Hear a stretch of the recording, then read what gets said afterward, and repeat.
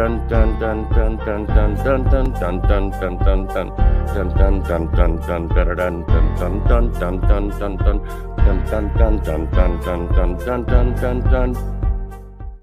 it riveted, Jill. Can I offer you some tea? Would you make me some of that Plomeek soup? Good tea. Nice house. Tea. Greetings and felicitations.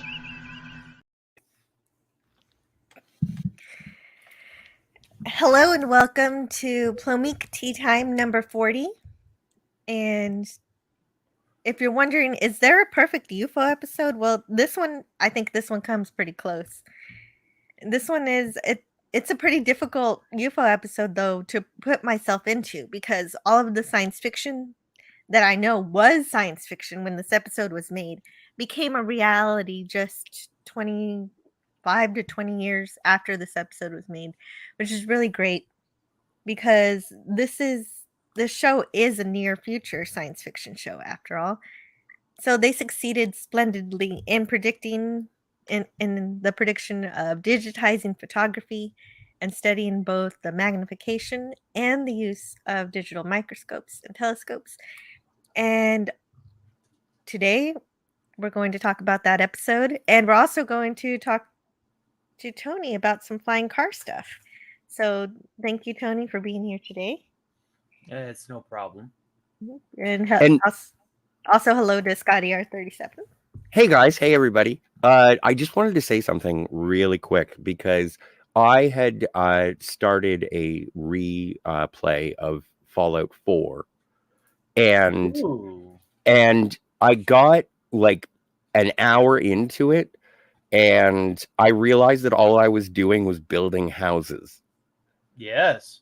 So I decided that instead of devoting myself to staying in one area and building a house like Gene Hackman from Unforgiven, I decided I was going to start a playthrough of Fallout New Vegas, where at the beginning of that game, I get shot in the head and I don't have to build crap. Now, this playthrough, and I say play food, that was a Freudian slip because I needed exploration of the Mojave Wastes. But this playthrough, I am playing as the Baroness from G.I. Joe. I am going to be such a mercenary whore. And I mean that in a monetary way. Give me caps. I'm going to learn how to play Caravan, yo, because this petite brunette snack wanders the wastelands and cook fools. I do find that interesting when people play Fallout and they role play some kind of character. I usually just focus on whatever my gameplay is going to be, what kind of weapons I'm going to use and things. But we've talked about this, Jill. I've role played a lot of characters. Yeah. Tony Stark for the 15th time, though that's happened too. So a lot of power armor. Yeah, science. Lots of science. Oh, I like playing science nerds, but there was this one person, I think you all know him as Walker, Texas Ranger, completely unarmed build, Chuck Norris build. And he by the end of it, I was able to go into Quarry Junction, walk up to the Death Clock Alpha and punch it to death in 3 hits. That's awesome. That was so hard to do, but I did it. But we've talked about Jill, when I was playing Fallout 4 and I went to the Vault Tech vault that was uncompleted, and there was a ghoul who was the sort of master of the area. And I had a speech check, and I was like, I will never do anything for Vault Tech because Vault Tech is responsible for the death of my wife and the abduction of my child. If it weren't for but they make really cool underground bunkers. Vault Tech is responsible for the Great War, but that's a theory for another video. That's a whole other thing, and I know where you're going, and I like where your head is at. But all I'm saying is that if I meet someone from Vault Tech in Fallout 4, my first inclination is, how dare you even breathe? What? Makes underground That is- bunkers, but they do so for social experiments, Jill. They're Yeah, they've making made it some breaking good stuff. people. Yeah, They're and making when it I breaking people. when Mostly- I play Fallout 3, I'm sympathetic to Vault-Tec, and when I play Fallout New Vegas, I am appreciative that they leave all of this good stuff lying around. But when I play Fallout 4, I'm like, Vault-Tec is the devil. And so is the eastern chapters of the Brotherhood of Steel. That little kid in Fallout 3, as Mark Hartness says in the chat, you guys realize that Fallout 4 means everything you accomplished in Fallout 3 went to waste. Absolutely. You let that little kid live in the Pentagon and turned him into, a warmongering maniac. That's on the sole survivor in the DC wasteland to leave it into the hands of the lone wanderer. I got that backwards. The lone wanderer's fault to leave it into the hands of the sole survivor. It's like, oh, by the way, now I have to deal with this maniac. It helps when you don't know the lore of the previous games. Oh, I Fallout. Yes. I live in post-war, a retro-futuristic alt history America, and I love it. I'm Mr. New Vegas, and I love you. I'm Mr. New Vegas, and I love you. Here's another song. Herc 130 in the chat says slutty assassins are hot. Yeah, that's exactly what I'm going to be doing. Silenced pistols and hand-to-hand, like Baroness style. Are you going to learn Yep. Ranger takedowns? Ranged weapons, silenced pistols. And don't forget the Ranger takedown that you learn in the that one outpost. That way, if you do the Ranger takedown in third person, it actually shows like a sweeping of the leg animation for the knockdowns. Well, I'm in. Yeah, and of course, Baroness does know some CQC. Not as good as Solid Snake, but she can hold her own in a fight. Yeah. Oh, no, she's definitely going. There's going to be a lot of sneak. Yeah. Anyway, I just wanted to say that those were my plans for the weekend. Considering that we are living, I live in Canada. I owe everyone an apology for your poor weather conditions. And in this particular instance, I just want to say I don't want to set the world on fire. No, I just want to start a spark in your heart. Longest wind up to the pettiest punchline ever in the history of YouTube streaming. Good job, Scotty. Hey, man, the bottom of the barrel is where I live. Oh my god. We ever find those arsonists, I suggested to Comic Relief Crusader on Twitter, I was like, we need to send those guys to the sun. They love fire so much. Send them to the sun. Children of the atom. Literally turned the New York skyline into, I don't even need to take clips from my wasteland levels on Marvel's Avengers for New York backdrops. All I got to do is just take screenshots from last Tuesday. Be perfectly fine. Yes, Canada made New York dirty. That was our fault. No, Yes, I can confirm. It is still clear down here in Texas. You're right. Okay. 130. Okay. Either way, yeah, no, I just make light of something because might as well laugh. Everything else from Canada has been making things dark. Oh, now that's how you do a punch. Just our faces, just the faces. Anyway, hello. Welcome to the chat. Ariza Bell says retrofuturism for the win. Yeah, that's what we're talking about. I'm real excited to talk about this UFO episode. More Nixie tubes, less transistors. Okay, thanks. Yes, and Franco Walker says yes, that it looks cool. And Mark Harkness says about flying cars, proof of man's insanity. It's like time travel. When you're the only one who has it, the possibilities are endless. When everybody has it, heaven. Oh yeah, yeah. Now, Mark, I have a question to ask you. So this frenzied German scientist approaches you and he says, "I've invented the flying car. I will give it to you on one condition." What's the condition? Oh well, he's not going to tell you. Well, I'm gonna need to read the contract. I'm not just. I'm glad you asked because I was waiting for the answer. Well, let's see. The thing is you have to cut your foot off. What? Oh no. Okay. Oh wait a minute. Oh, no, we're not gonna. It's like an 8-minute bit. We're not gonna do it. But if you know, you know. Well, and I'm going to put it in the chat. There is a wonderful directed by Kevin Smith short film. You've shown it to me before. I have shown it to you before, and that explains the sigh.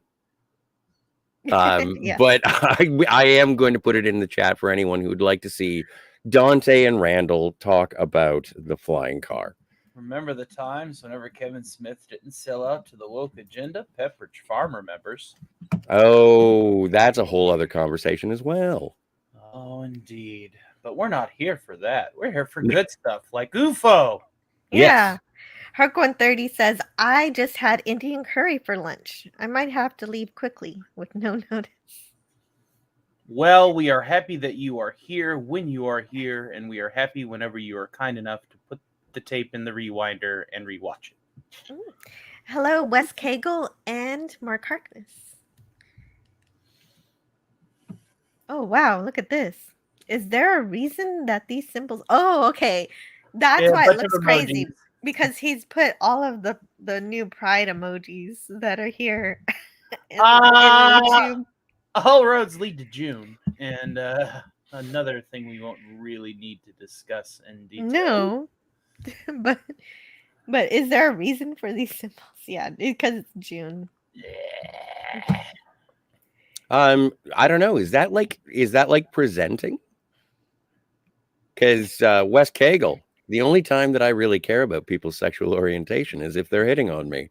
And if you're hitting on me, well, DM. I'm at Scotty R on 37 on Twitter. But any other time, if you're presenting your sexuality, unless it's an invitation, it's kind of useless to me. Makes sense. Hello to Dalek 451. Hey, Dalek.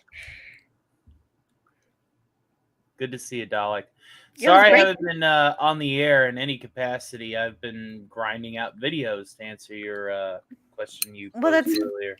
Well, that's good. I'm glad you're busy. I am very busy, but now I have some time freed up, so I will be probably even busier. You gonna do a New Vegas Fallout playthrough? You want to be my Destro? I want to be Serpentor. This I command. Oh, you son of a bitch! You're gonna kill Kaisar and become him. Yes. I really need to play Fallout New Vegas. Ari Babel says, Angelina Jolie, Charlize Theron, Mia Jovovich. Mila. What is Ari talking about? Hot women. Hot women, and all we need is a mud wrestling arena. Hey, hey! Hello to Cinema Gold, Ben. Hey, Ben. Good to see you, Ben. And hello to Tiki of Doom. Tiki. Tiki of Doom in the chat says this episode was too woke. Just kidding, squared, lol.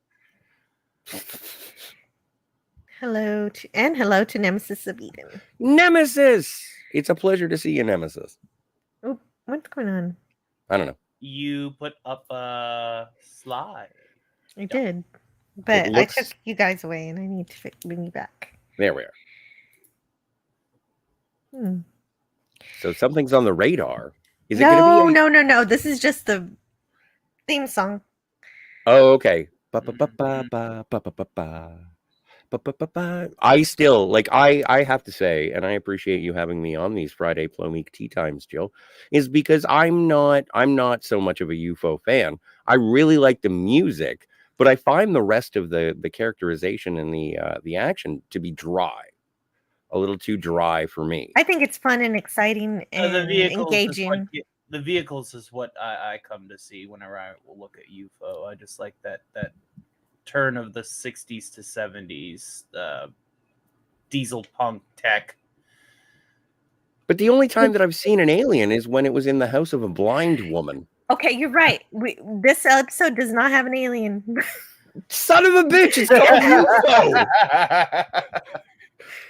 No aliens in this episode? No, This is why I don't watch this show. It's all about the science fiction. And The science fiction of an organization that is defending the Earth from UFOs, and then they never show any aliens. it's They never near get future. far enough to show them. That's I how guess they're really the good. organization is. They're really good at their jobs. It's about near futurism, and so near that the science presented in this episode occurs just 5 years after this episode is made. And I enjoyed the way this episode structured as mystery as to what technology it is that Stryker is presenting. So we see the submarine here tracking a satellite instead of a UFO. And Skydiver. yeah, skydiver. There's the fishnet uniforms. Yeah. They look great. Whoop areola. Whoop. Sorry. See? Whoop areola. Yes, Well, the ladies wear the mesh uniforms as well. It's cool. they do, but I think they have stickers. Stickers. Are they standard issue? Yes. Uniform. Well, they have to be. They have to all look the same. Here you are, April. Here are your pasties. Yes. Do I have to put them on now? Well, if you want to interact with the crew, you'd best. And Also, so there's can you wear this merkin? I apologize. I'm getting too blue this early in a UFO. No, it's fine. Here we see the satellite has this digital camera on it. I don't know if I showed it. I think it shows up. No? Let me see. Ba-ba-ba-ba-ba-ba-ba. That's not how it goes. Anyway. No. Bum, bum, bum, bum, bum. Sorry. Meanwhile, in space and on the ocean's floor. Meanwhile, in Super Jail. Wait, what? No, Super Jail. I haven't watched that yet. I heard it was good. Watch it. But Okay. on this satellite, there's a digital camera, which was not a thing in 1970 yet. I mean, it was probably something that was being developed, but I think this episode is great at predicting this technology because in 1975 is when Eastman Kodak developed the first digital camera by an engineer named Stephen Sasson. That's interesting that Kodak actually developed the technology that would lead to their demise. They did. Please don't take my Kodachrome away. It's a good song. It is a great song.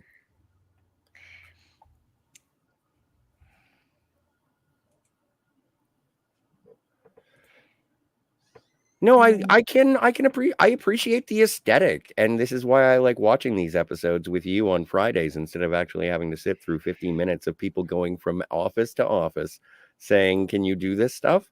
Well, look, And I'm like, this machine is printing out the pictures. I know. So cute. So Stryker apparently needs $1 billion, but Only not one? just $1 billion. Yes. Okay.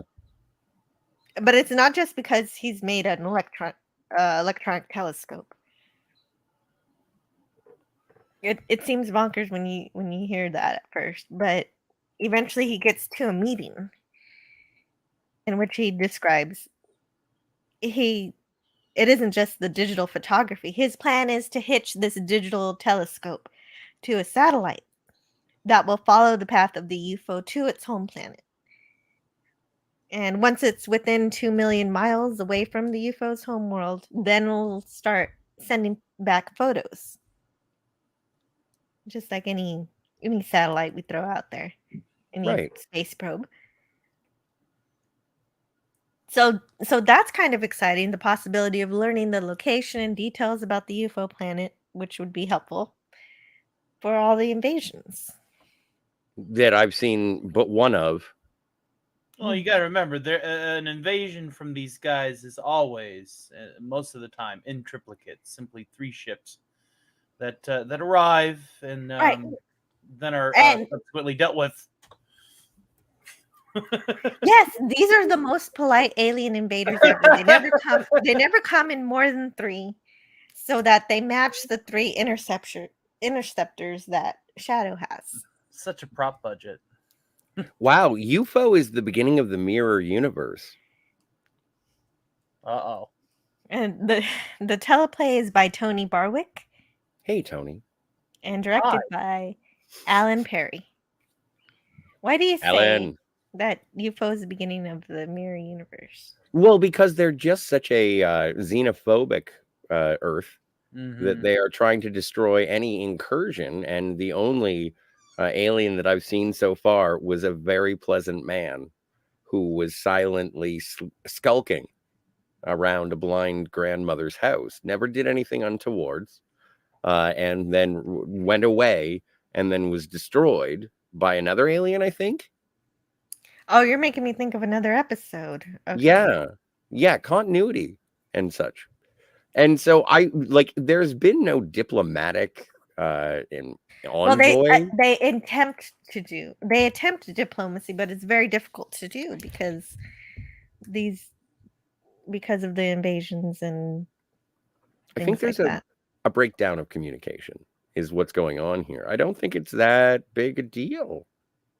Like they make it, the UFO seems like the allocation of resources to defend against this invasion, which seems very mild. But they do try to communicate with them. It's just very difficult. What have the aliens destroyed on Earth? What have they destroyed? Yeah, like hardly anything.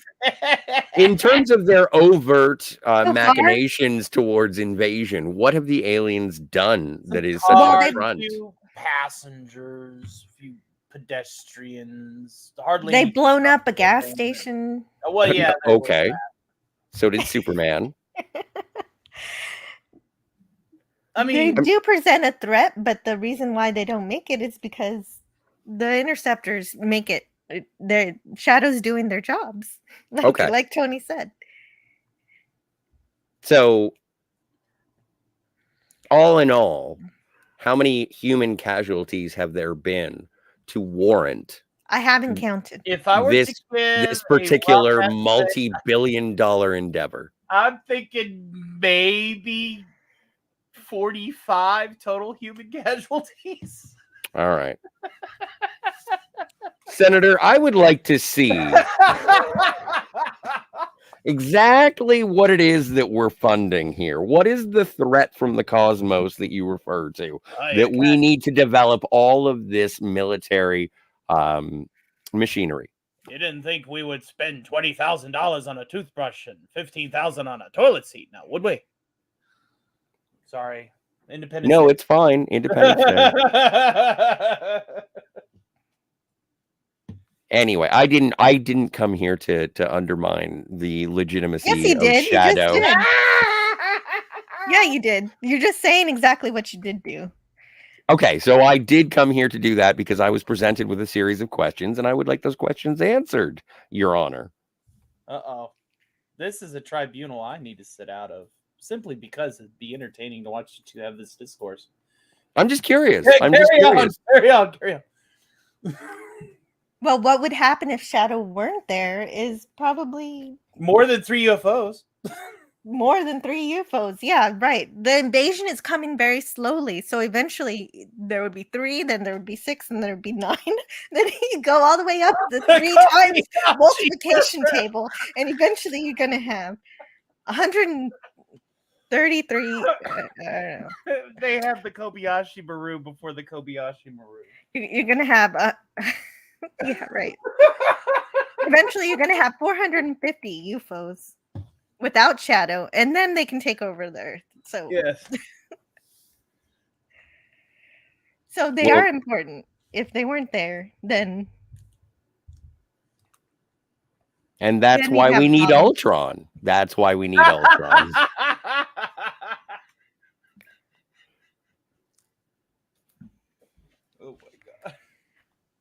Like I don't see the threat through the episodes. Some of the I've seen like very few, a Okay, so handful. hundreds of UFOs eventually piling up on Earth isn't a threat. Okay, gotcha. And I mean, How many have piled up? How many have piled up thus far? none. Well, None. because None. they Zero. because because we they have get the intercepted technology. by Shadow. Shadow is doing their jobs. It's like Men in Black. They they're the Men they in take Black. care of But there's take care of the aliens before they become a problem. Here There's a come men fishnets, the galaxy defenders. hey nah. The good guys dress in mesh. Remember that. Anyway, this episode doesn't really care about all that. We're having fun looking at the digital telescope. You sound like is. George Lucas. Don't be no George Lucas. So this We're not really- Stryker is really excited to hitch this digital telescope to a satellite that will follow the path of the UFO to his planet. To the planet. So that's what he's doing.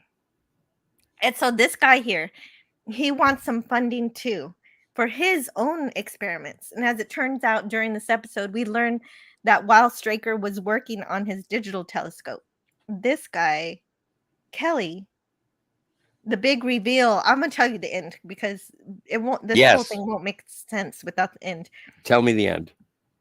Even though Stryker dismissed Kelly's work, denying him the $50,000 he needs to do his research, the thing is, compare that to the billion that Stryker wants, and it turns out that Kelly was working on a digital microscopes, and the whole episode is about how they are just as important as the digital telescope.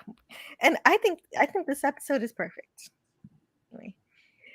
But here Stryker doesn't realize this yet, so he tells Kelly that he should work on space projects instead, which I think makes this an incredible episode because it shows that the fallibility in Stryker, and that he's a great leader, but he isn't always right. He doesn't always have the full picture, literally in this case, and how it's very important to listen closely to everybody in your command, and your scientists and your engineers.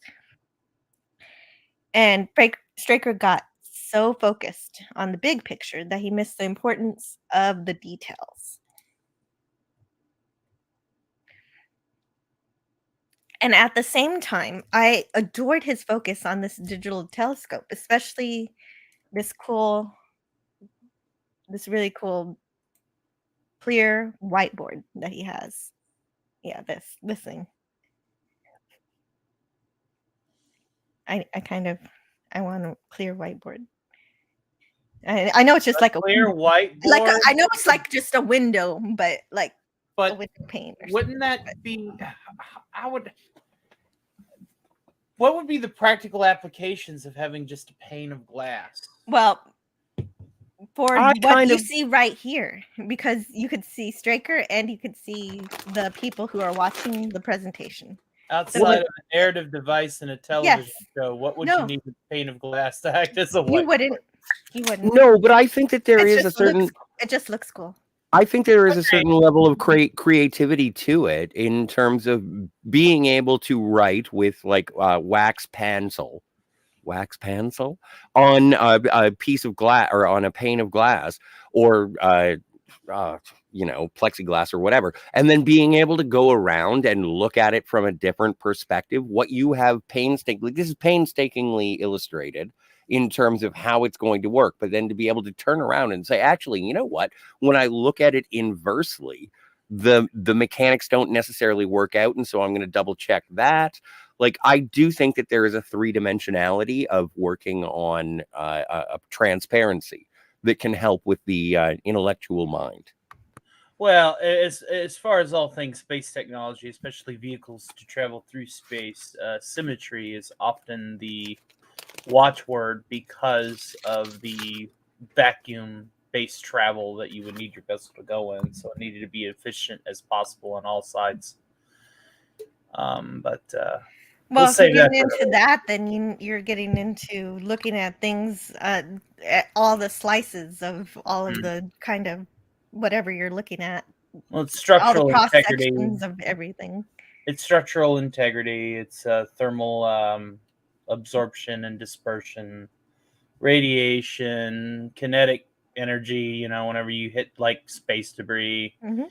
If you All have those details. something that is structurally symmetrical, it as a whole it has more durability against all those things.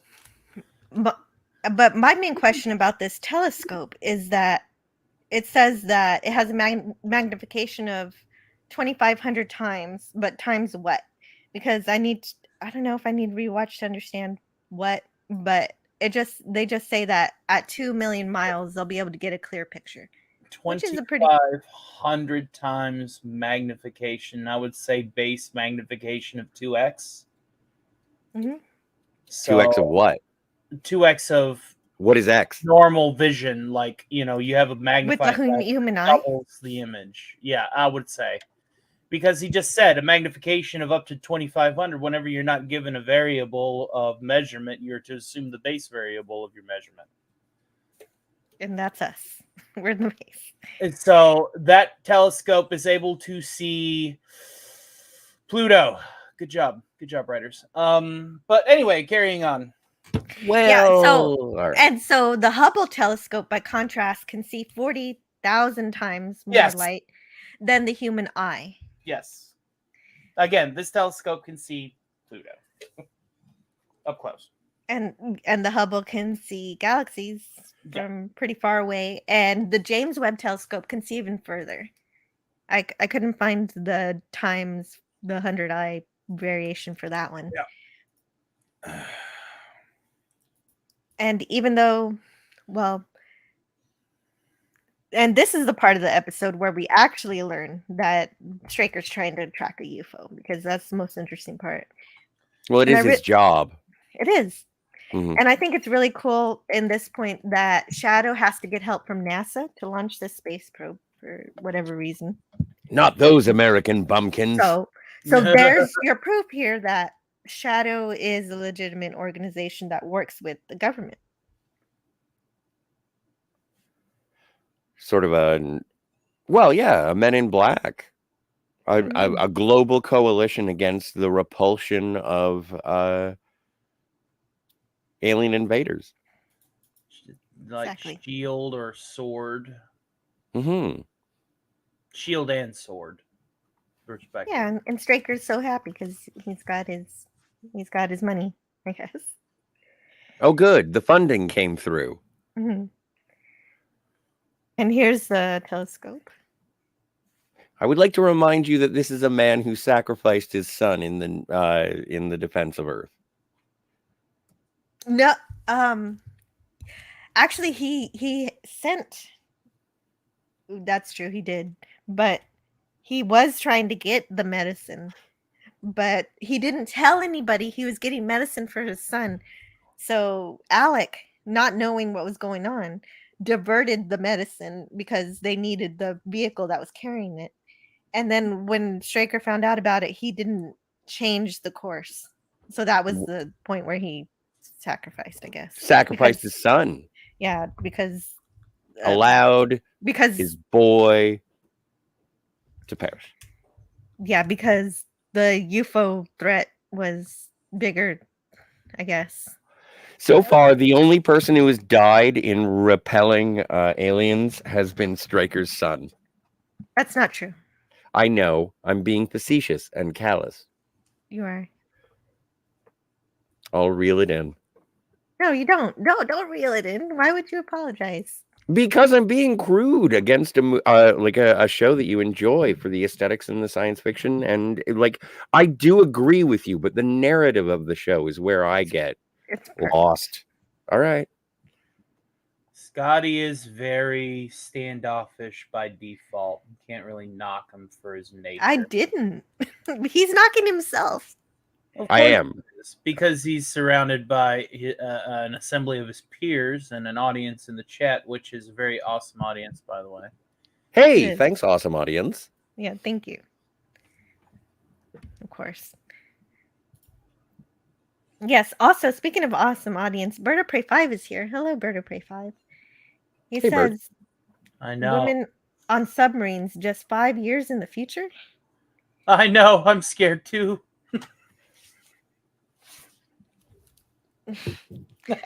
Well, yeah, that is a reality now. Are there women That on was the submarines? joke. I was like, I know, I'm scared too. I heard a You're gonna be thing. okay. I heard a thing First about a baby lady boss. being in the Navy. And as soon as you, like, if you're a lady in the Navy and you show up on a boat, you are automatically the hottest thing you have ever been in your entire life. There's a lot. If you are like a 5 on land, you are an 8 on a boat in the Navy. Oh, absolutely. There's a reason why many sailors choose. So, the other like a side Star of the Trek fence. convention. Like a Star Trek convention, Exactly like absolutely. a Star Trek convention, but the difference between most of those people and sailors is at least sailors are capable of being men. Some of these fat guys at conventions can't do diddly. I am a fat guy at a convention. You better I'm the back fat off. guy. I did the truffle shuffle for Pop Culture Breakdown. I will eat you. All right. Well, I can't wait to shuffle your truffle. What? Carry on, Jill. We apologize for. No, that's okay. It gave me a chance to look at the chat and see what's going on. Hello to Nick is going Earl and Hey, Nick. Time Edge, hail.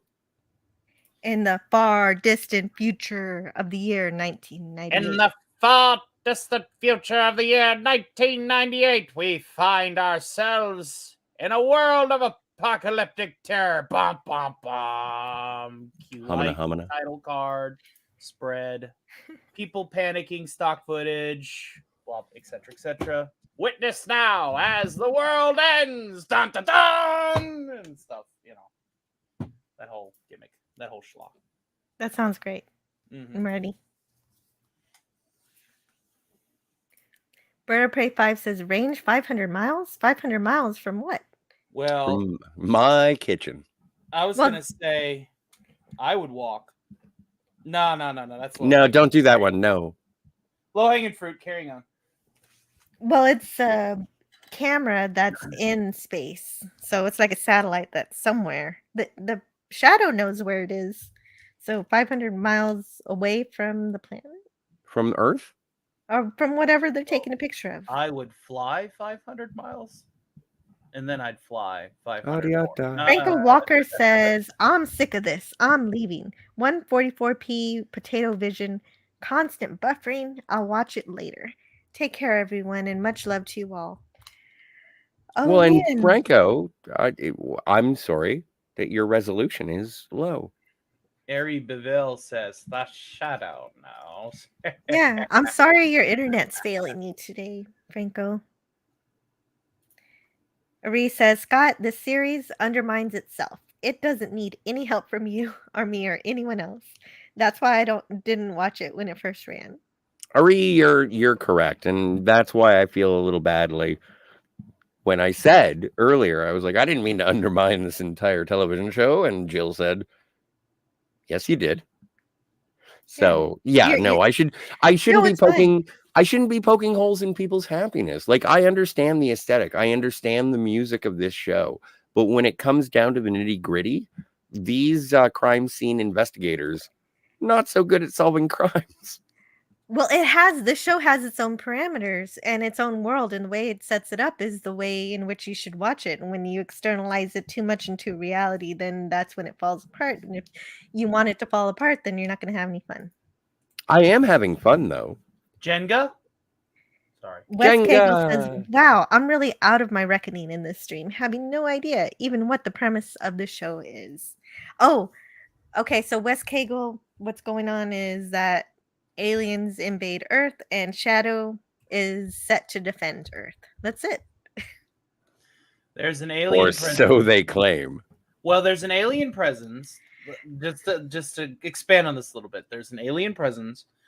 It is not a very threatening presence, or they're following the 16th to 17th centuries rules of engagement and fair play in the battlefield. To always send the amount of forces equal to the amount of forces that we present on the opposite side of the battlefield. We don't get to know much more than that. It's more of an exploration of budding space technology. In a way, it's a Yes, hyped up commercial exactly. for NASA. Look It's at a this hyped up cute little commercial. space probe. I want one. It's not really NASA, I mean, it is the British space program, but it could be more or less an exploration of what we would do if we coalesced as a planet for Yeah, space. if we actually work together. Yeah, if we, instead of, more optimistic than what happens at the end of Iron Sky. If you haven't seen that movie, then you know what I'm talking about. Is that the movie where the Nazis take over the moon and then they come back in a giant then spaceship swastika? The world spaceships are all like really possible spacecraft. The Mir space station was up there, and she was like, "I thought you guys took that down." And the Russian premier was just laughing his ass off in the war room. I do have to see Steel Sky. Oh, it's good. The space Iron battle Sky. at the end of it makes it all worthwhile. It really does. What's the one with? What's the movie with Hitler on a dinosaur? That's the second one. That is the second Iron Sky. Okay. That covers Hitler on a Hollow Earth dinosaur. thing. What? Hitler on a dinosaur. True story. Well, reptilian, draconian. Well, he's like a T-Rex. He's riding. Hitler rides a Hitler's T-Rex. Reptilian. He's actually the reptilian alien, the draconian alien. The whole concept is those aliens were living in the Hollow Earth the entire time. So it's covering multiple conspiracies at once. Great. Yeah. Doomcock would love that movie if you ain't seen it. He would probably be inspired with some of the inner Hollow Earth set pieces that they make down there. I have a Blu-ray of a movie called Nazis from the Center of the Earth. And it is understandably overlooked. I actually should probably suggest that to Doomcock tonight on FNF if he hasn't seen it yet. Be like, hey man, it's fucking backdrop inspiration. Or, send it to Andy Masterson so he can make another kick-ass room-sized playset.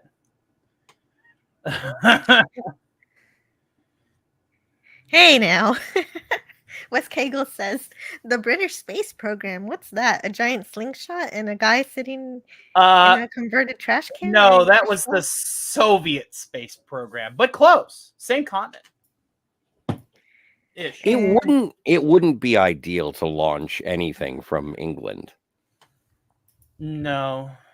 Part of the reason for the sort of space supremacy of the United States is that they have ideal launch locations. Well, yeah, and that's why in this episode Shadow had to get help from NASA, and now that makes sense. Nice.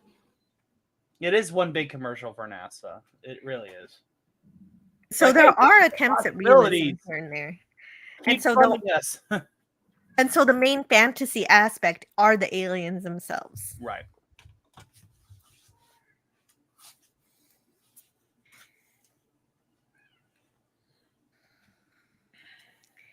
And what's really cool about this episode is what happens next, where they have this telescope. They've got to get it attached to the probe.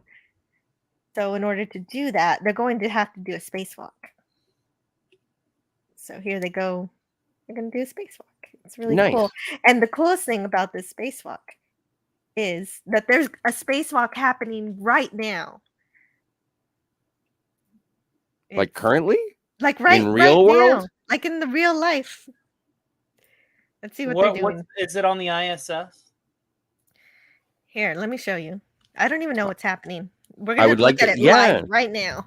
We are going to see the alien invasion happen in real time, ladies and gentlemen. We are switching over to our live feed. And that is, you know what? That's just gameplay footage from Alien Isolation. In work. I gotta start my translation. Space is dark. Yeah, I don't know what they're doing here. I'm gonna rewind the feed to see where they were. Why are you rewinding? What if something happens? I don't know. I want to see what else they did. Space hug. Get your bag on the BRT. And you're looking good, Steve. All right. Yeah, they're on the dark side of the planet. Shadow of the Earth. They're handles 1, 2, both down. Thank you. Here, I can mute it so you can talk. Like every time I watch astronauts, I wonder what I've done with my life. not become privy to the gravitational and otherwise lethal forces of space. Don't forget the radiation. The radiation, temperature, Like being in the those, wrong place in the wrong time.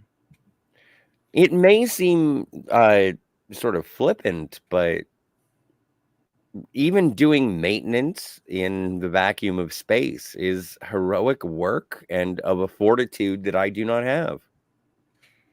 Like, that's a fearlessness that I don't possess. Yeah, so this is Wow, the chatter JE said, anyone float away yet? Jesus Christ. Not everybody No. can be Sandra No, Bullock, guy. so this is NASA says that what is this? NASA astronaut Solar array for the ISS. I thought that project was today. Stephen Bowen and Woody Hoberg are installing a new rollout solar array outside the International Space Station. Which makes me sad that they're bringing that space station down in just 6 years. It's already on a Why? Is it just From time what, for it to from go what down I've gathered, they technologically? just consider it obsolete, and they're Okay. wanting. Yeah, Are they building a new one? Yeah, but so, like with Mir and with space stations of the past, they usually have a shelf life of about 15 to 20 years, and then they bring them down. So, All right. Well, I can't wait to see what they build next. oh yeah, definitely. But space travel is becoming privatized. It's not going to be a global endeavor. It's going to be a corporate one. Wayland-Yutani. Well, we'll see how far Jeff Bezos gets into Wayland-Yutani territory. Jeff Bezos? I was talking about our Lord and Master Elon Musk. Elon Musk is a dreamer, and when you have your head up in the clouds, He's not the only that one. long, when you have your head up in the clouds that long, it's guaranteed to fill with some air. Yeah, I feel like you're cutting him off at the knees. The benefit of him is that he's willing to look at any project and he just throws everything at the wall and sees what sticks. Well, he's talking about Mars, and I'm like, what? You do understand we cannot grow potatoes on Mars. It's not the Martian. Like, it's not. Focus on a lunar colony. That's right. what You have to go lunar first. If you don't go to the moon first, there's no way to extend outward. A lunar colony has the best chance of survival because it's literally right there. We can get there in 2 days. And there's plenty of water. I have a feeling that the people who colonize Mars are going to be launched from the Earth, and as soon as they leave Earth, they're going to be like, I'm never coming back here.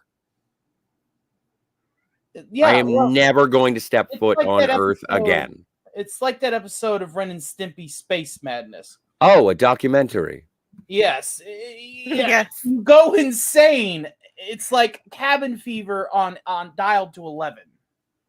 I equate it with the settlers of the American West I think it is the Donner Party sort of, and they had a terrible fate. But it is going to be a situation.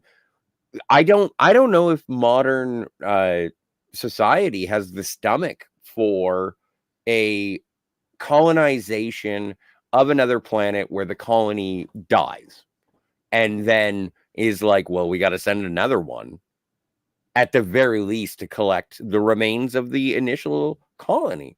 Like, there is a need for sacrifice in expansion throughout our solar system. Well, and I think that yes, you're right. If you want to be pragmatic, I think you launch someone at Mars or a group of people at Mars, and while they're getting there, then you at the same time work on some sort of lunar port. I, on the other hand, feel like we should, at the very least, work on fortifying more orbital space stations, clearing the space junk. Clearing the space junk. That's getting to be a big problem. And UFO actually had an episode about it.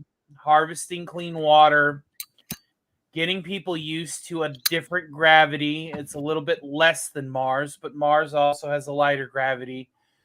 Now there are ways we can get around that with like rotational simulation of gravity. You know, if you just spin a disc at 9.8 meters a second, the centripetal force will pull down on the people involved as long as it's in, you know, a properly rotating tube with that force going outward.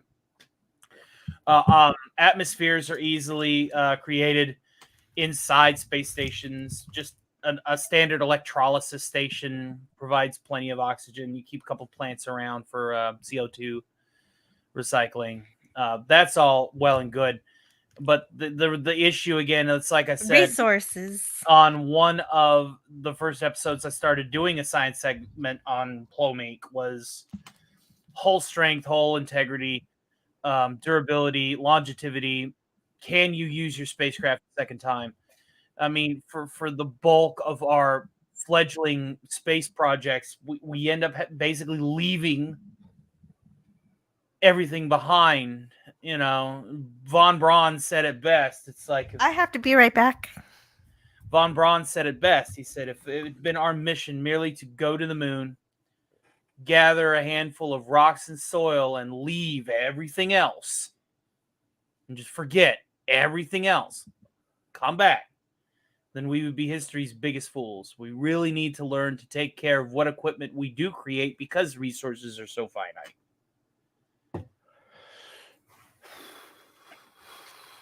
It draws questions. Mm-hmm. And initial agreements in regards to exploration of the moon. Like, isn't there a UN, and say what you will about the UN, but isn't there like a global understanding that the moon does not belong to any one nation on Earth? That's the reason why any nation can go there at any time. If they could. Without contest of any other nation. Right. And that was established simply because the Soviets were rumored to have a lunar probe up there as well. And in order to save face, if that ever became public information, it wouldn't start World War III. And if we talk about global cooperation and participation in moving out into the solar system, then every launch to the moon during the 1970s should have been equipped with, okay, so here's building material. Whoever gets here, people didn't have the foresight for that because people at the point were also in the Cold War. I get that. Cooperate. I've seen 2010.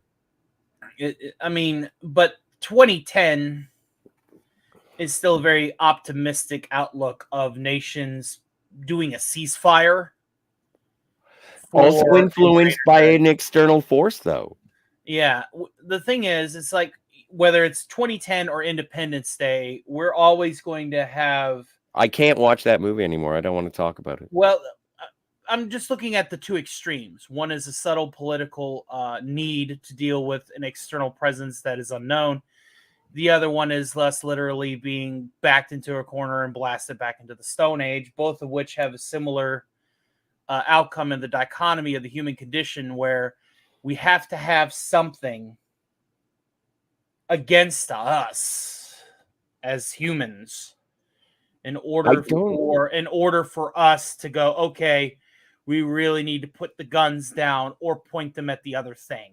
I don't subscribe to that. I wish I did. I wish I thought that the only way that humanity could expand is with an external threat, but I don't. I think that there is going to be cooperation between some humans and resistance from others who say, why are you spending money on putting people on the moon? And the reason is because we're trying to expand. It is like, to coin a phrase, the final frontier. We have to move forward. What is the point? And I think that turning away from the stars has made it so that what we do spend money on Earth, it's like, I think that is, I need a pack of cigarettes today, so I'm not going to invest my money in my children tomorrow. Like, I have a decision. $15 will give me immediate satisfaction, or $15 will ensure the safety of the future. And much like Ed Straker, I'm going to sacrifice my kid and say, oh, it's for the greater good. Let's recycle. Ari Bevel says 2010 isn't as relevant as Dr. Strangelove. Don't we know it? Don't we know it? Don't fuck with the Coca-Cola Corporation. Edge of Time, to quote Lord Shagarath, cheese, I say. Cheese. Where are you? In the chat. Hang on. I gotta find I figured, Larry had a relevant thing, and I just... No, you're good. You're good. I'm just trying to keep up. Well, I'm just reading what's on my screen. I know there are... Yeah, I know, but I'm looking so I can put these chats on screen for everyone to view. Phantom Boomer does make a point with try watching For All Mankind. There's minimal cooperation at the start. And that, I mean... What's your timestamp? The timestamp for that one is 157, or if you're further back that way, it'd probably be different for you. No, they're all clearly labeled. 1:57 p.m. Year of our Lord 2023, June the 9th. The USS Proxmire, the only starship built from duct tape and IOUs. Well, you've never been to Soviet Russia. The greater good. A greater good. Oh, we got a Tau player in the house. I don't know. I look forward. I hope for. I hope for a conflict that says, for one nation, let's say a prosperous one, that says, you know what? Let's pool our resources, and instead of fighting amongst ourselves, let's go that way instead.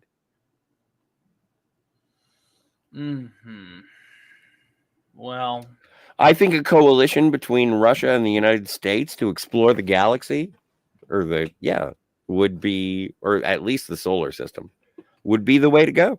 I think it's the way to move forward.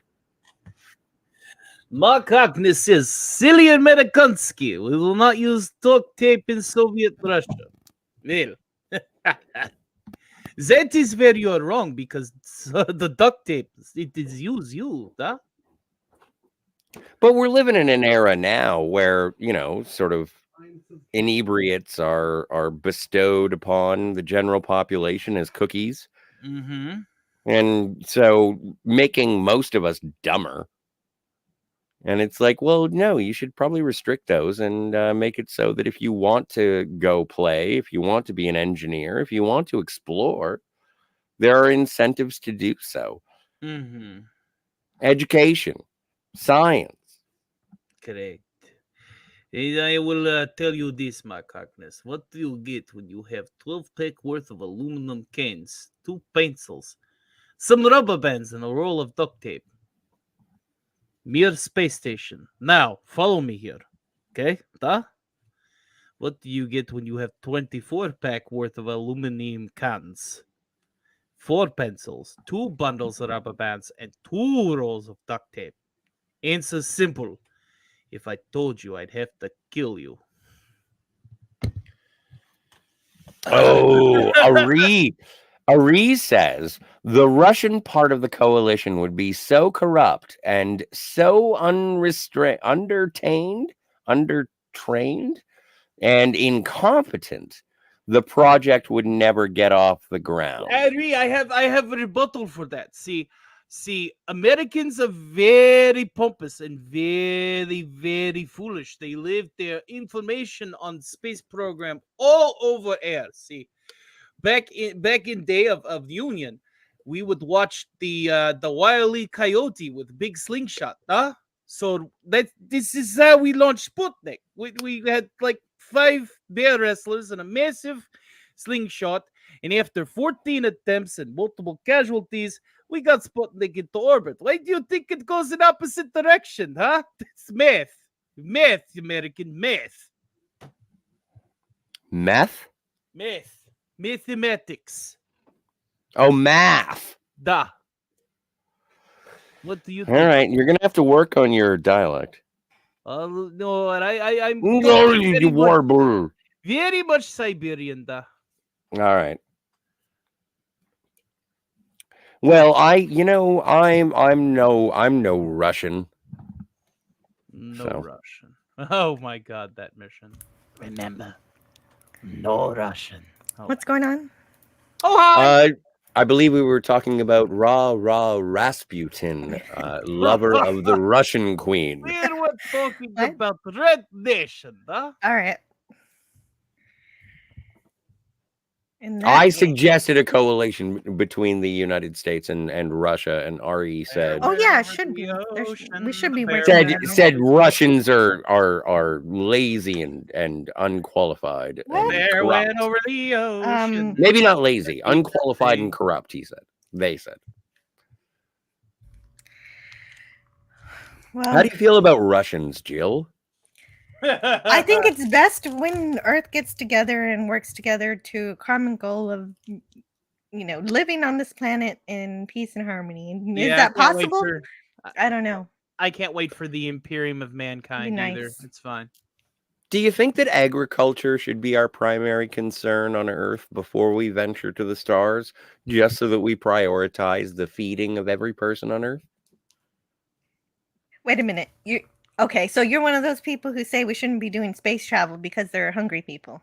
No, that's not what I'm saying at all. Okay, That's just not what checking. I'm saying at all. What Okay, I'm okay, saying good. is, no, but what I'm saying is that I think that the baseline of any space exploration is ensuring the agricultural Oh yes. support. Okay, that's right. Okay, you're saying once we get to space, we need to be able to feed ourselves. Yes, and Well, like, we're there gonna be have been having- experiments. They have done experiments in deserts to see what kind of food they can grow in space. that and, environment. And then there's hydroponics. hydroponics. Mm-hmm. With Keiko Diego O'Brien has is a been big infiltrating very top secret expert. files. West Kegel in chat says, what makes tons of noise, belches tons of pollution, and cuts Apple into 3 pieces. You have definitely been in Russian intelligence. You am spy. You're very much a spy. Oh, and hello to Joseph Dredd, Hell, Chat, and Panel. Hey, Joe. And TK of Doom says the humans forming a one world government to fight the aliens has been a trope pushed by technocrats since at least H.G. Wells. Probably further back. I'd go as far back as no, H.G. Wells. Yeah, you're right. Earth is too balkanized. What does that mean? I think it is like divided. I think balkanized means aggressively divided. Let me see. You are correct. Yes. And so everybody, one of my favorite videos is Pale Blue Dot by Carl Sagan. You take the Earth far back enough, you realize, you can't see the divisions from space. Hey, Philip Gaming is here. Hey, Phil. Hey, Phil. He's my He's my 4th favorite Vulcan. Oh wow. I keep counting and I keep finding Vulcans that I really love, so I failed to say that. I just say that he's my favorite Krill. Fair enough. Because it's true. And it is. What makes a ton of noise, belches a lot of pollution, and cuts an apple into 3 pieces? A Russian machine designed to cut an apple into 4 pieces. He has been in Soviet my technologies again. He is stealing our data. This is precious technology. We're not allowed to have it. Tony, you're making me want to watch Hunt for Red October again. Okay. Or K9 the Widowmaker. K9. 4th favorite is Cybok number 3. My favorite Vulcan. No, Cybox 2. Cybox 2. Cybok's right after Spock, or is Spock, Cybok. I'm gonna say T'Pol. Yeah, T'Pol is up there. For sure.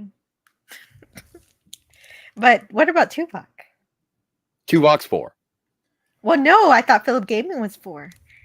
Okay, then Philip is 5. Oh. Tuvok is 4. Come on, Phil, you can't argue with that.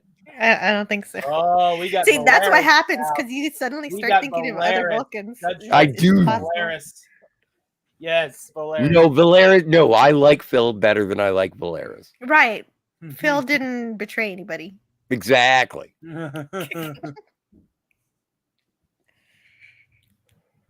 Meanwhile, back at the prawn. So here's the spacewalk in the episode. I distracted us with the real spacewalk for a little while, which was fun. No, that was really fun. That was great. And I can't wait to go listen to the part I missed. Oh yeah. By the way, we covered some science and then we covered some Ruski jokes. It was a pretty fun time. I was having a blast. Mm-hmm.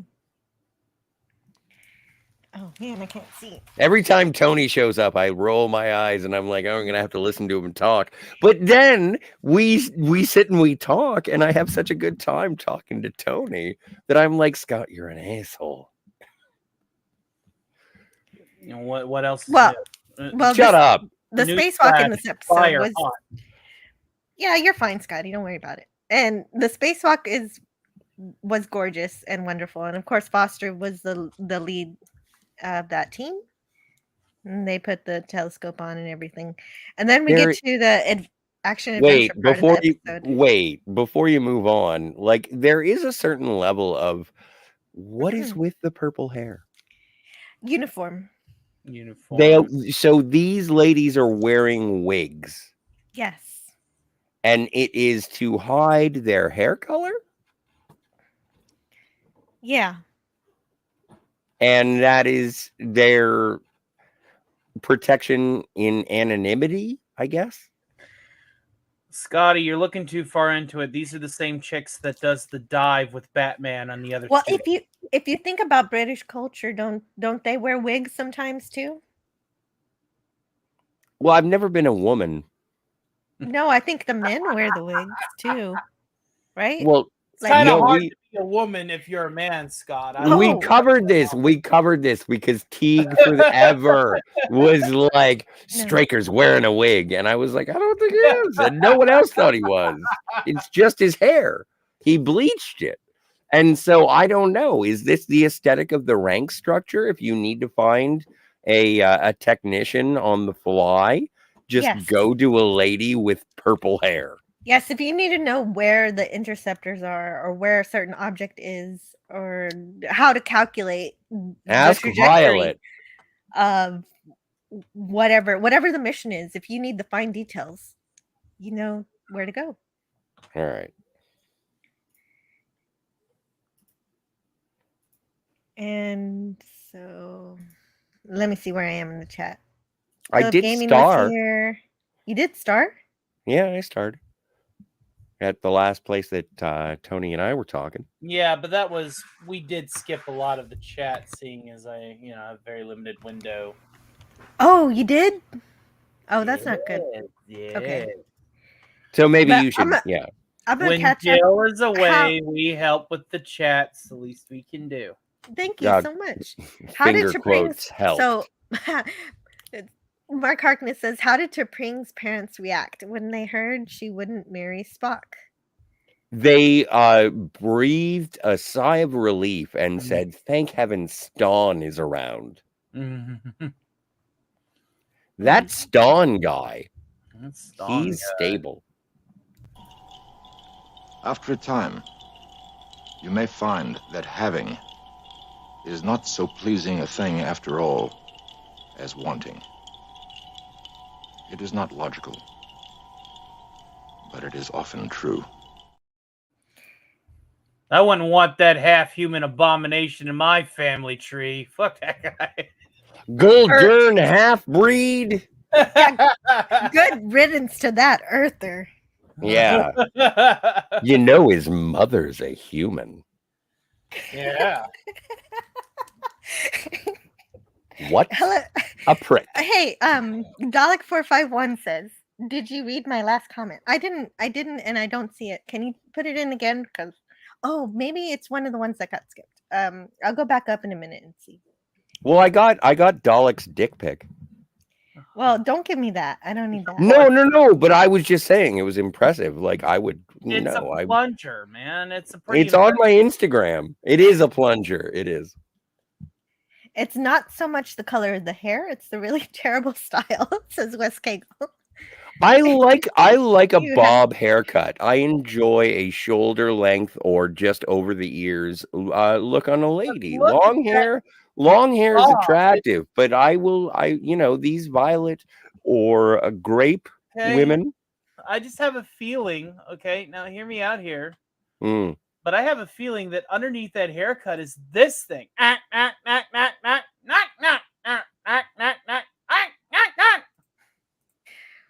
Well, Look at the Dalek size just of that put it head. in again. Put in your chat again, Dalek, because I didn't get it.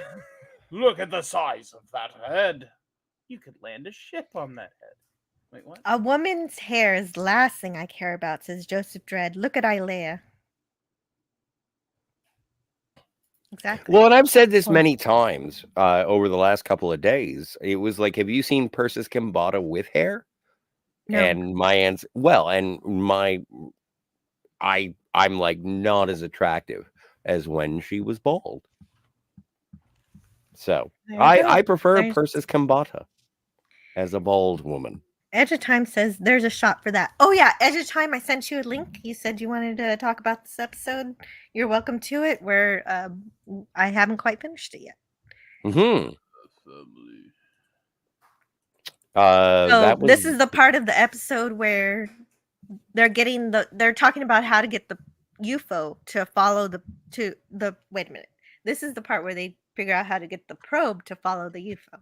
And it's described like this. The problem is to force a UFO into an orbit complementary to the space probes. Then we can activate the tracking system on the B142 and enable it to latch onto the UFO. This will involve scheduling the interceptors very precisely. We've made a computer study of the UFO approaches, and the general pattern is marked as you can see. Lieutenant Ellis has compiled an interceptor schedule. And so Lieutenant Ellis does a really great job in this episode. I mean, that's a lot of vector graphing and makes total sense, but you would have think that data that you would get just from short range scanners and radar would have done the same thing whenever analyzed. Well, sure, but they've got to present it to this. They've got to say, here's the plan, and then they go do it. Mm-hmm. Oh, yeah. And Dalek says, what does Dalek say? I was commenting on one of the models from earlier in the episode, a rocket launch pad being originally used in Thunderbirds. Oh, the one that the red rocket ship lands on? Thunderbird 2, I think. I haven't seen Thunderbirds yet. Oh, look, Andy Masterson's channel. Check that out. Andy Masterson, if you have not watched Iron Sky 2 and you want more inspiration for Hollow Earth set pieces for your massive room-sized playsets, check it out. Look at that blow-up bed. That's fun. Like I didn't notice that before. On air, literally. Tee. Anyway, Lieutenant Ellis has done all the math, and she and her team make sure all this stuff happens so these guys can go in their planes, their little ships, and corral the UFO. Yeah, the wild interceptor.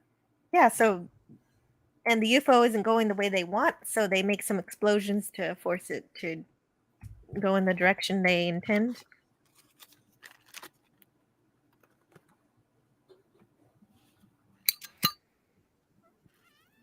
The sound of a Zeppo. It's good sound. How does ASMR smoking sounds? I am your smoking ASMR. And what is your choice cigarette? Is it Winston cigarettes? Oh no, I'm a Howdy. Pall Mall. I'm a Pall Mall guy. I smoke the same as Johnny Carson. I just need to have that little index card and just tap your desk with it every time you're like, oh. So on my drive here. Sorry. sorry. Well, I Accepted. love Johnny Carson. That jab was out of love, I promise. And so this is a really weird and awkward scene, but also kind of interesting, where Straker tells Lieutenant Ellis how much he appreciates her hard work, all the stuff she just did, except that he has to tell her by saying she's done a man's job. And I realize this is just a kind of a product of its time kind of thing. Please continue. And I realize that he respects her and all the effort she's put in, but this part's a little bit dated for that reason. Now, I didn't see the episode, Mhm. but I Look, thought you're that doing a was. fine job, gay, a man's job. But I thought that was just a compliment. It is a compliment. If in 1970. But I thought that like a Not superior now. No, but a superior male authority saying that to a subordinate male assistant, you've done a man's job. Yes. I thought and it would that be. was a general compliment, and the only thing that makes this strange is that it is a common compliment being bestowed upon a woman in a parallel, the same way that if I were an ensign on a Starfleet vessel, I would call my female lieutenant sir. Yeah, and it doesn't. I guess it doesn't really bother me that much, because Straker does. I do know that he cares for the people that he works with, and Well, so, perspective is reality. right. And he's just telling her she doesn't have to overwork herself to prove anything, because she's already awesome enough. Yeah, That would what I be the thought. modern way of saying it. But the weirdest part is at the end, he just tacks on, "Don't ever forget, you're a very attractive girl." What? That didn't have anything to do with what she was doing. Put it in your mouth. I still think that head, it's a Martian underneath that head. Don't forget, while you are rather competent, it doesn't hinder in your attractiveness. She replies. Now you see what I'm saying, Scotty? This scene is kind of weird. By the way, our uniforms are rather demeaning. I will talk to wardrobe. No, that part. The lens. I gotta get my contact lens. Oh no, boy. that part is fine. That part is part of the 60s feminism. Oh, that is 60s feminism in terms Yeah. of not being ashamed of your alluring nature. Yes, and it's on TOS too. Although this Yep. skirt is especially short. Yes. It's almost not even there. Well, thank heavens for that, and thank heavens for Shadow.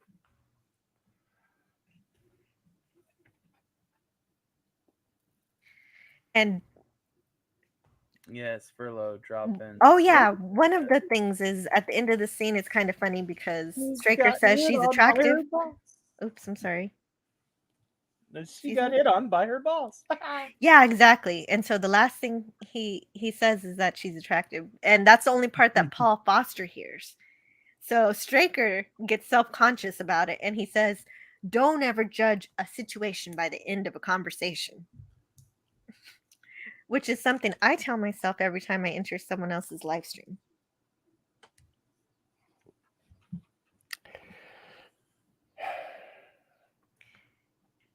Yes. So the great tragedy in this episode is all this effort was done. All this money was spent, supposedly. I don't really see how this whole thing cost $1 billion. That doesn't make any sense. Yeah, it kind of makes sense. Does it? Okay. Yeah. It seems like an expensive endeavor. Well, the tragedy is that the probe works. It takes the pictures, but it doesn't send back any information. There are no details. The pertinent information is Edge of Time, please work on your echo. You got an echo. Let me know in the chat when you've got that fixed. So, but for some reason, the probe doesn't send back the important information, just the photos. So, see, he thinks it's fantastic. But look, there's no info on the bottom. So, without that detail, they can't actually be sure what they're looking at. Kelly Well, can't. that was a well-spent billion. I know. Kelly can't determine what is happening at the photo because they don't know what the magnification is. And Straker's like, so what if we don't know the magnification? Look, if I take a picture of a girl from 3 feet or 100 yards, I can still see it's a girl. So I'm gonna bring back Edge of Time and see if he's here. Okay. Thanks How for are you having doing? me. You're welcome. Well, thank you very much. I noticed Edge of Time is wearing a particularly orky avatar. Very good choice you get. Red makes him go The faster. red one's definitely Brian making Cadillac, no right here. sense. Ah, daka. And so Kelly was prepared for this. He was so prepared for this because he shows him this picture. Straker has decided must be vegetation on a planet, and they pull back to show what looks like the curvature of a horizon, and then further back to reveal that it's actually Lieutenant Ellis. And she's honored. So your obsession with her wig is going to pay off right here. Because look, she doesn't wear her wig right here. She's on Earth.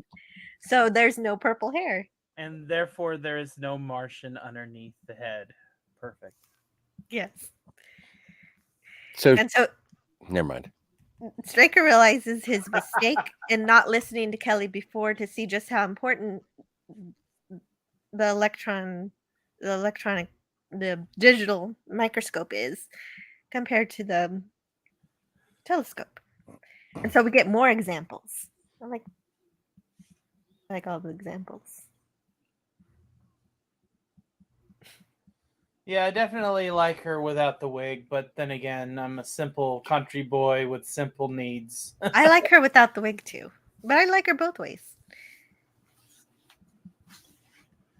So what looks like a lava formation is just a section of fractured polystyrene. What looks like a futuristic building is a grain of pollen. And what looks like a rock formation is puffed wheat. And so finally, Straker realizes that this guy has some interesting research, and he convinces the general to give him the money he needs for his research.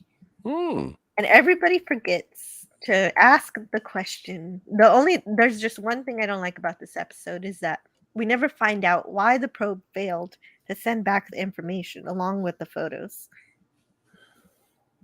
So the lack of resolution there, given how important the mission was a little bit disappointing. Like, did Kelly sabotage the telescope? He was the one who was making it, wasn't he?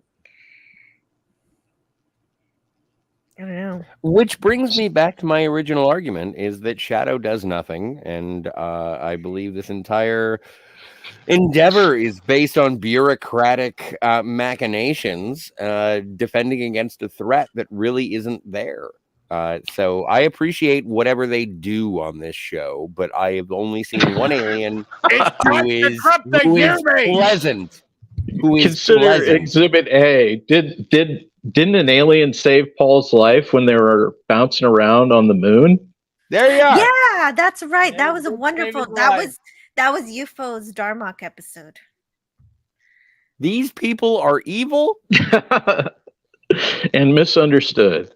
Those poor. No, I'm talking about Shadow. They're evil and misunderstood. No, I don't think that Shadow. I don't think Shadow are good guys. Well, who's that make the good guy? The bureaucrat? Then he's like, no, don't spend all that money on Shadow. If Hermes Conrad can admit that being I a disagree, bureaucrat's Scotty. a bad I know. guy,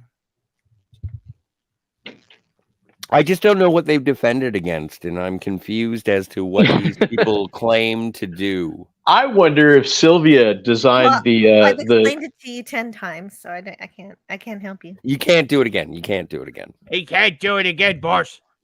I always wondered if Sylvia designed the suits for the interceptor pilots. You notice they're sky blue, but they're in space.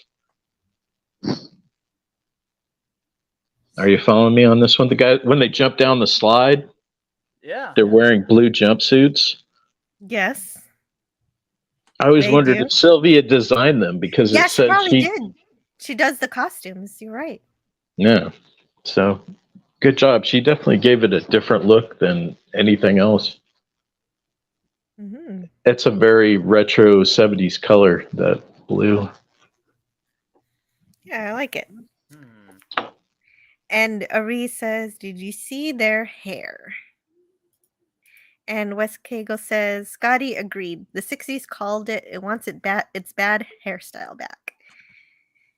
And Phantom Boomer says his favorite Vulcans are T'Pol, Sabik, Kirstie Alley version, and T'Pring. Oh. Not a bad trifecta. Mhm. And Joseph Dredd says, "Who cares? If the Orion Green girl had purple hair, I wouldn't care." Well, and green and purple are aesthetically complementary. There. Joseph Dredd says T'Pring is a tease. Yeah, right. Kind of. It's not so much the color of the hair. It's the really terrible style. Okay, so I've read that. I like it. I'm a Betty Rubble fan, and so I enjoy a shortcut bob. Annie, he's talking about your wife. Oh, hey, hello, Matt G. Great to see you. Hey, Matt G. I And agree. Joseph- This episode was a little dry, Scotty, but I wouldn't throw the whole thing out just for this episode. It's a fun show. Scotty is just being Scotty and has. It has a great ending. I mean, it all points to this one punchline. Scotty thinks that Shadow is murdering the aliens for no reason. I do. Joseph Dredd says, "I've seen the two Thunderbirds movies. They came on Turner Classic Movies. The UFOs don't have any weapons that are attacking any cities. They're just bringing flowers and peace and love, and Shadow's just punching them down indiscriminately." I mean, it is the '60s. The UFOs didn't do anything. Skin invaders. I don't think the UFOs did anything wrong. The aliens are bringing the worst enemy of mankind, LSD. Dun dun dun. Hashtag UFOs didn't do anything wrong. You don't watch the show. I don't. That's true. I'm fueled by ignorance. You are. It's funny though. Ari Pavel says he also said, "Look me up the next time you're on Earth." Oh yeah, you're right. That was cringy too. You're absolutely right. Like, was he hitting on her? Yeah, it was kind of implied. I always wondered, what order are you watching these in again, Jill? Because Freebie has a different order. I'm watching these episodes in production order because Okay. I learned from the Cloburn Times channel that this was the best way to watch the episodes as they were made. Ah, gotcha. You don't eat around the sandwich or in the middle of the sandwich. You eat at the one end and go to the back. Mm-hmm. You start eating a sandwich and you finish the sandwich and you go through the sandwich to finish the sandwich. You don't poke out the middle. You don't eat the round it. Well, now I'm starting to think that might be fun. There's a funny thing that happens, like the more they try and virtue signal, the more they draw attention to the fact that they're virtue signaling. Like the show tries to be progressive, but he's like, "You've done a man's work, gay." You know? Yes, exactly. That was my problem with it. Yeah. But I'm drawn back to Blade Runner when Gaff says to I knew Deckard, we were gonna. You done a man? Yeah. If you watch done a credits, man's work, and I thought, and I am a firm believer that Deckard is a human, and I thought, where is that bowler wearing, monocle wielding, oh no, maniacal madman that would provide us with this? He's not the mayor of Blade Runner. We don't have to ask him permission. I must have my Scotty versus Lieutenant Ellis is a replicant. You heard it here first. Scotty, name another intro where they do a butt check. Have you ever noticed that if you watch the intro closely, they just do this like pan to the butt and then back. This show's sexy. Yes. Yeah, It is. in the It's great. titles. And I think it's much more progressive when they don't try to be. When they're like you said, that really cringy scene. Just having the women there being scientists, doing their job, and kicking ass just on their own. Look at the meme Does that enough. Jurassic Park gave us. Whenever Dennis Nedry's sitting there with Dotson, and Dotson's like, "Don't say my name, Dotson, Dotson. We got Dotson here." See, nobody cares. Yeah, exactly, Phantom Boomer. Gee, for a hot chick, you sure are smart. Gee, for a... Oh, no. Exactly what Let me said. do this. The love Let me do it as Zap Brannigan. Gee, for a hot chick, you sure are smart. I have a velour bedspread. Captain. Oh, wait, that's me. Kiff, bring me my captain's shorts. He doesn't even. Does he even have shorts? I think he's just wearing the top. No. He's got the shortest of shorts. He has the shortest of shorts, man. And speaking of doing a facsimile of the Captain James Tiberius Kirk, we have JT Kirk in the chat. Yeah, and hello, JT Kirk, and hello to Hey, Kronos. JT. I saw you blasting a Gorn with a rudimentary bazooka at work on my lunch break yesterday, which was the only highlight of a mundane 10-hour shift. You do great work, sir. You do great work. What did JT Kirk do? He blasted a Gorn for the Metron's entertainment that they now need to get someplace else. Oh, yeah. Get your entertainment someplace else. Well, there is hope for you after all. It would be uncivilized to destroy. I shall be merciful and quick. And quick. There we go. And Kronos says, oh, wait. What did he say? Who's hitting on who? Straker seems to have been hitting on Lieutenant Ellis. Without the wig, no less. With and without. LDS is a nasty drug, says Kronos. Well, I've never heard of LDS, but if it's anything like LSD, you probably right, so. Well, from Star Trek 4. LDS. Ah, yes. I don't know. I think he had a little bit too much LDS at Berkeley. Dalek 451 says, I was specifically asking the panel if they've not seen Thunderbirds. The Red Rocket was Thunderbird 2. I asked if it was Thunderbird 2, and I was reciprocated with a chat that said, it seems none of you guys have seen Thunderbirds. I was asking for confirmation as to which rocket on the launch pad was designated in the Thunderbird squadron. It sounds like it must be true, but I like, even though I haven't seen Thunderbirds, I really like that red rocket. I've never seen Thunderbird. Is it attached to that airplane in Thunderbirds 2? Does it detach from it too? Yeah. Am I going to see the same animation sequence? It splits. Hey, Jill. Yes. I have a question. Are you guys going to be going in like 35 minutes? Are you still going to be playing? Yes. All right. What's going on with you? Well, I was going to go get a recreational jazz cigarette. All right. You are relieved. Then, but would you like me to remove myself as an avatar so that you may make room? Or can I just mute myself and then be a phantom within this within this quadrant? You can do whatever you like. Leaving in 30 or 23 minutes. Then what? I'm gonna have to get back in 23 minutes. I'll see you soon. Okay. See you soon. I don't know why. I thought you had more time. No.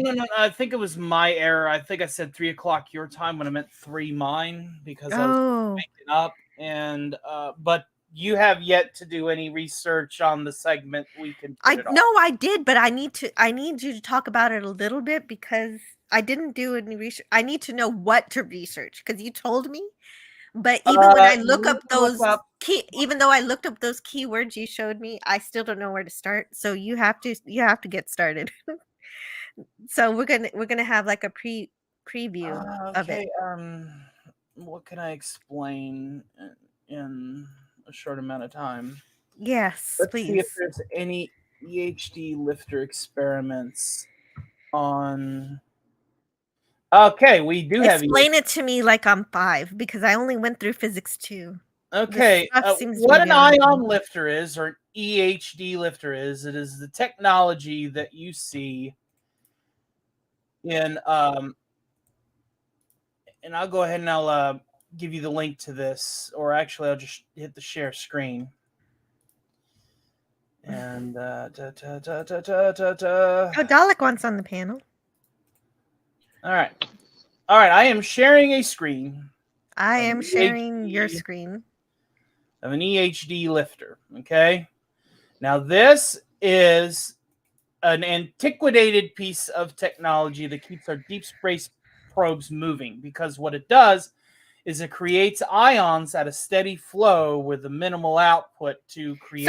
So how do you create an ion?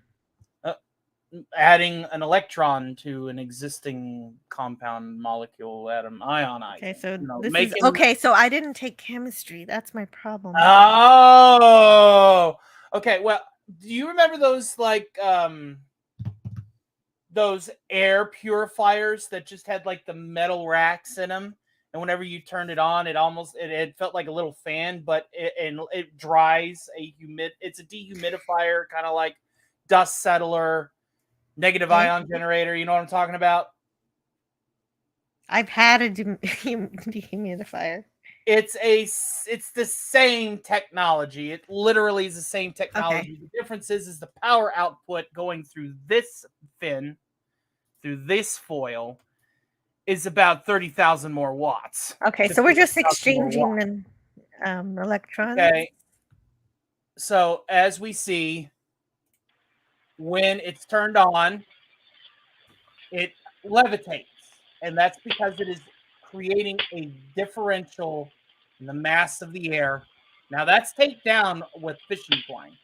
That's balsa wood, that's aluminum foil, that's 9 mm wire, a pretty high voltage.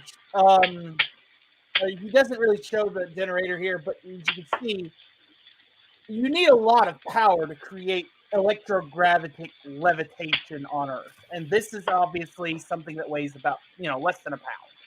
All right, so you see it's popping and again, this stuff works at deep space because deep space, right? Because it's gravity, right?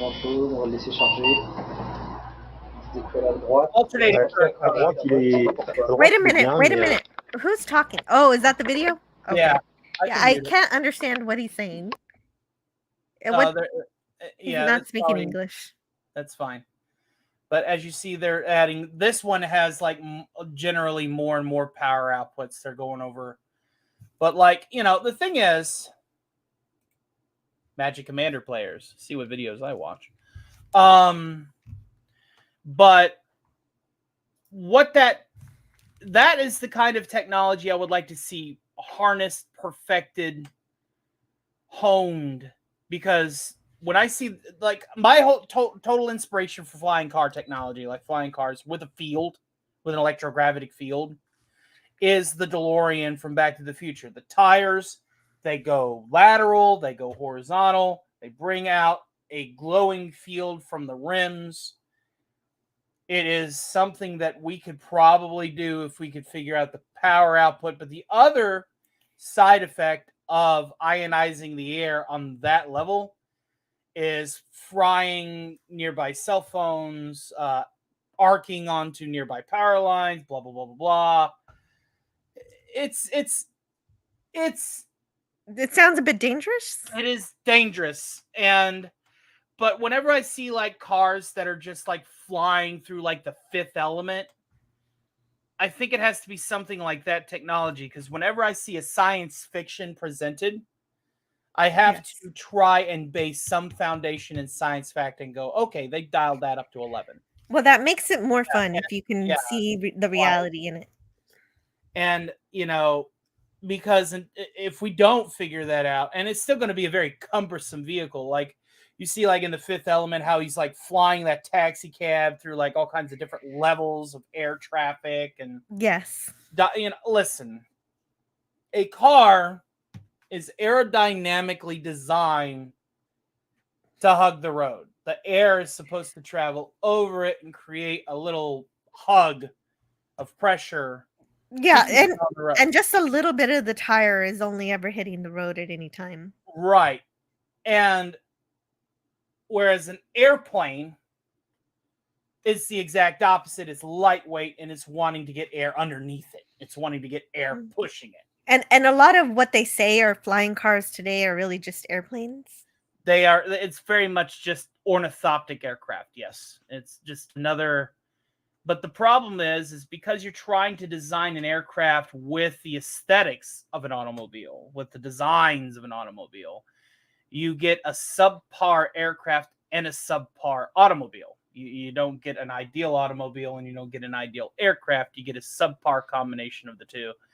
And if you're flying just 100 feet into the air, that you risk yourself just getting hurt. Like, there's no way to break. You're right. Today, you need a pilot's license.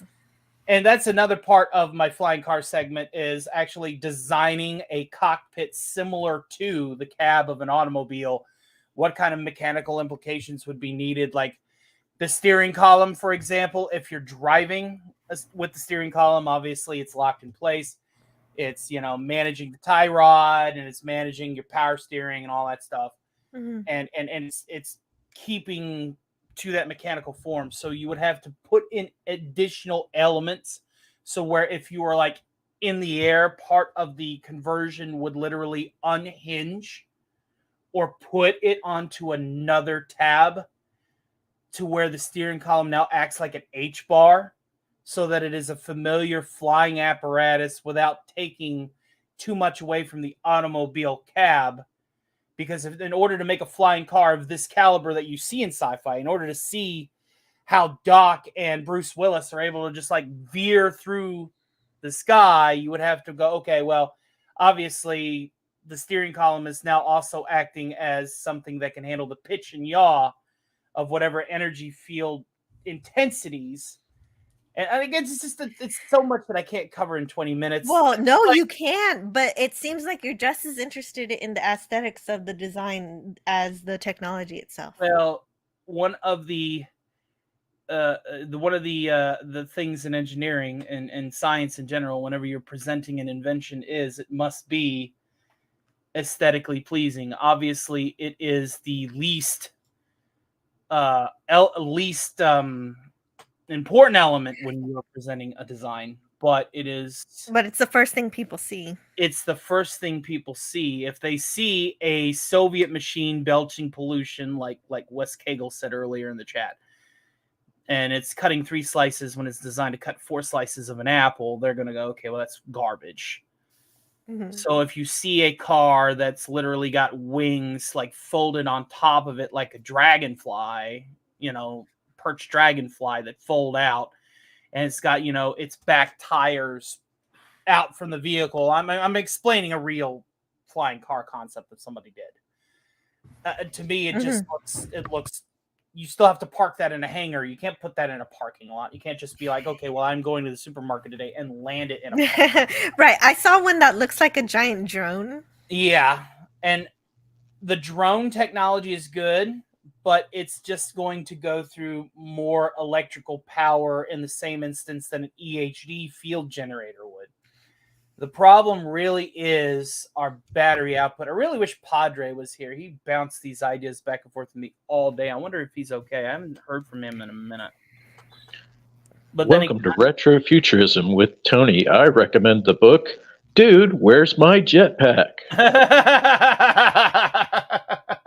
I do love exploring retrofuturism and applying physics with more cumbersome technologies to create better, longer lasting technologies than we have today. And I understand that the efficiency of the energy output is part of what Yeah, you're concerned with. The thing is whenever I saw that DeLorean take off, I was at like 7 or 8. And that moment was like, I'm going to put a car in the air. Obviously, I was a child and ignorant of how the world worked at that point, but it got me into science to the point that I can't let that go. And I know that maybe one of my designs or two could be patented and then utilized later on down the road, well past my expiration date.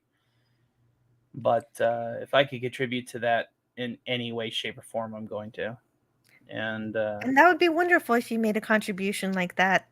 Tesla never got to see how much his work impacted the world. Can you imagine Tesla being alive in this day and age, though, to see it, though? I invented the ability to communicate without the need of a wire just so people can complain on the internet. I don't want to be part of this planet anymore. When did Tesla become Farnsworth? I don't want to live on this planet anymore. Good news, everyone. We have Admiral Teague in the chat. Oh, Maya. Oh, we have chat? Oh, man. That was really fun, though. Thank you so much. Just to be clear, this is how you charge your refrigerator?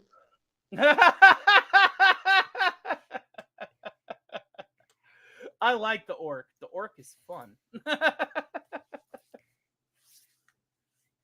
Deckard is a replicant. I'm on the side of Deckard being a replicant. Scotty, you are the minority in this argument. I just read this as a fact. It's at the end of one of the scripts. Explain the unicorn scene, man. Explain the unicorn scene and get back to me, please. Yes, in the Fancher and People script, Deckard is the same as Roy Batty. They're both combat models. They're brothers. Like, not literally brothers, but technology brothers. Yes. So they thought about it. Whether they're right, wrong, or indifferent, they definitely thought about it when they wrote the script. Wes Pagel at the second most recent chat now. He said Colin Furze did build the hover bike, and I actually have been following that project since like alpha build status. And again, it is it's unwieldy. Whenever you get that Z axis and you have a 200 to 500 pound machine on that Z axis and you're fighting gravity, it really does add a level of math to it that a lot of people, especially independent inventors, they just are like, I can't do this alone. And it's crazy to think about.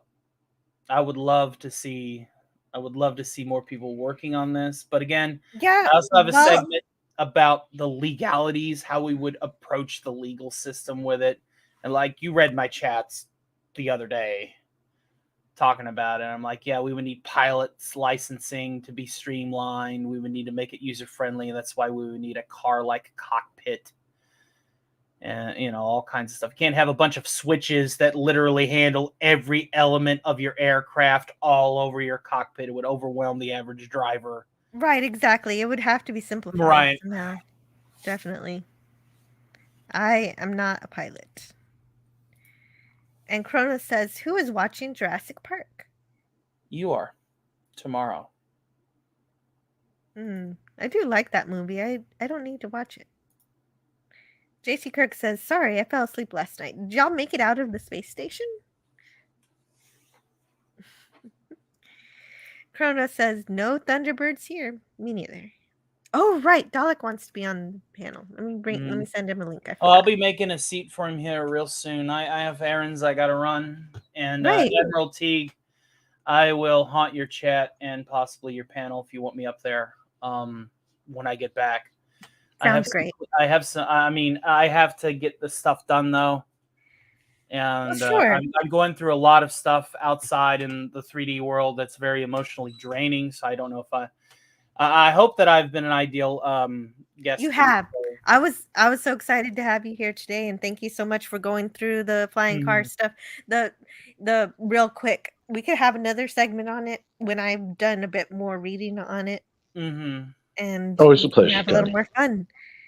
But what you It's a did pleasure. share did help focus where I should start with the Mhm. experimentation, because the theory of it is so it's a little bit above me, and I need to Well- start learning physics beyond electromagnetism. Like I know V equals IR. That's Yeah. where I stopped. E equals IR. Wow, we definitely have some work. But that's okay, because Mhm. that's what I went to school for, is electrical engineering. So I know all of these extensive theories, and I have a grasp on them because of my training. So that's Mhm. why we could definitely coalesce, and I can introduce to you all of the joys of making an electron go from one place to another. Yes, but it'll be one step at a time for me, so I'll learn things That's just fine. a little bit at a time, and it'll be That's fun. It'll be great. Mhm. But yes, Admiral T says, here's a question: does Deckard have Holden's memories? Because Holden was the best Blade Runner. That is a thesis that merits a conversation all of its own. One day you and I need to talk Blade Runner, Admiral T. We need to just dedicate a show to it if you're interested. And so, Dalek, I sent you a link. Dalek says he'll come in if you're still growing once I'm finished eating. Okay, great. Daleks eat?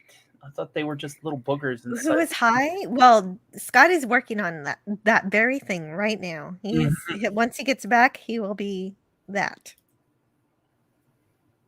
Gravity plating, says Cronus. Well, superconductors is another thing that I explored, but superconductors is temperature-based conductivity, as well as, obviously you would need the molecular integrity, like on a fine ceramic, to hold that temperature for at least a little of the time. So ceramic, that's not too heavy. It's not too heavy, and it's but the problem is thermal thresholding, longevity and thermal thresholding. Ceramic does break down over time. It does. I've experienced that in the oven. If it's a regular plate, you have your ceramic dishes that are meant to be in the oven, but if you put a ceramic plate in the oven that's not meant for the oven, it'll break. I will try to be here, Admiral Teague. I can hold off some of the cleaning of my house until Doomcock's playing, and I can just have him playing on the radio and occasionally send a $5 super chat to him and dedicate that time to you. And that's it's just I've lost so many pizza stones. They should call them pizza crumbles. Already that you're going to be on Admiral Teague's later if you can, but thermodynamics is another thing I need to learn. Thermodynamics is equally fun, and the correlation between thermodynamics and electrical engineering is very important. You see, because I went to school for computer science, so electricity is very hot. My science is my actual science is kind of, I need to fill it out. So when do you have like computer sciences as part of your, like, are you like the hardware elements of it? Because that's where I shine with hardware. Yeah, not really. The only thing I took was microcontrollers. But that's a good one. Let your switchboards have switchboards. Yeah, and learning assembly language in order to get it to work. There was a time when auto gyros were thought to be the next big thing, says Ari. Von Braun was... For the ornithopter fan. I could dedicate an entire episode to the gyroscopic navigation system, the auto gyroscopic navigation systems of the ancient rockets of the before 4 time. And JT Kirk says you could just fly a helicopter. That's true. If you want to fly right now, you can. You just need to become a pilot. Well, you see, the thing I like about Hueys, the thing I like about them is they don't follow any physics of ornithoptic flight, but they work. They're the bumblebee of aircraft. If you look at a bumblebee, you know, etymologists say these things should not fly, but they do. Mm-hmm. There is something majestic about the nature of nature and how something so simple can do something that is like undefined. End of Time recommends the book Chicken Hawk for all you Huey fans. No, you mace. You gotta work on an Orky voice with me. That way we could have Orky conversations.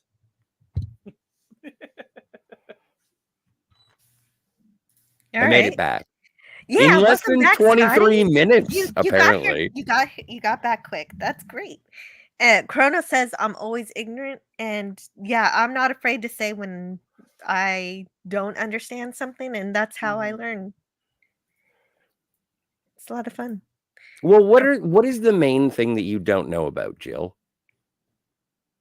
Well, thermodynamics and quantum physics. Yeah, I'm in the same boat. Same boat.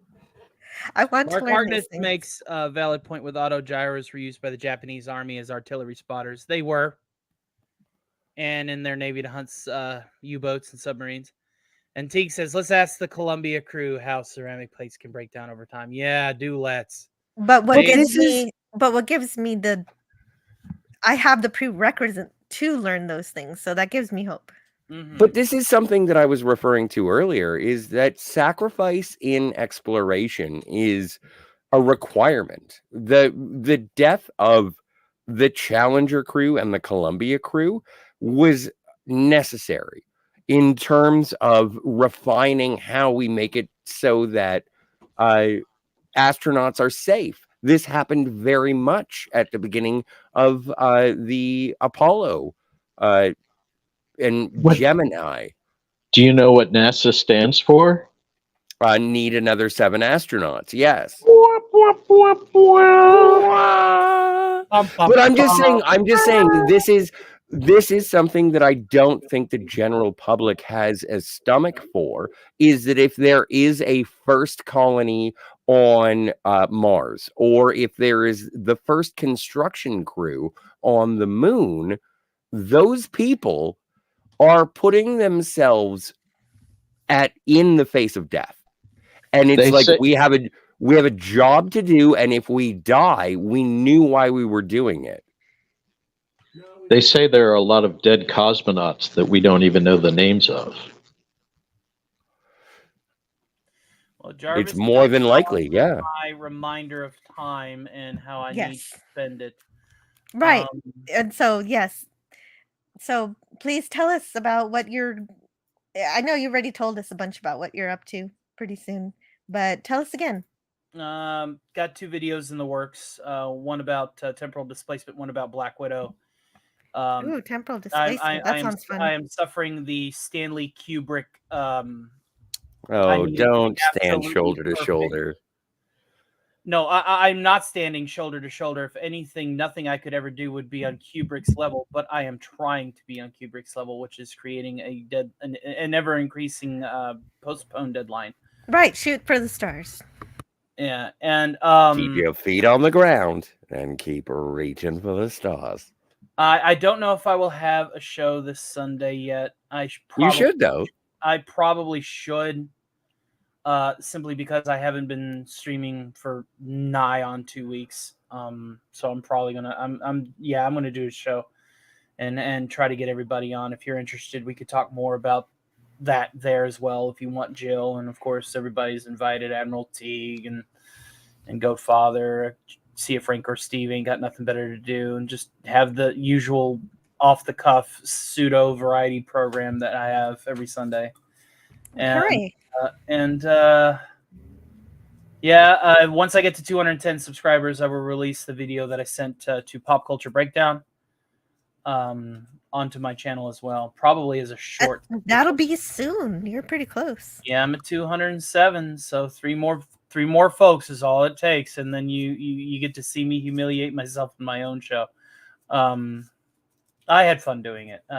The whole story behind that was kind of funny. It's like Dark Helmet was like, they're taking the Goonies from us, Tony. We can't have this. We're the true Goonies fans, because Dark Helmet and I had a conversation like when we first started talking, and we like geeked out about the Goonies for like an hour.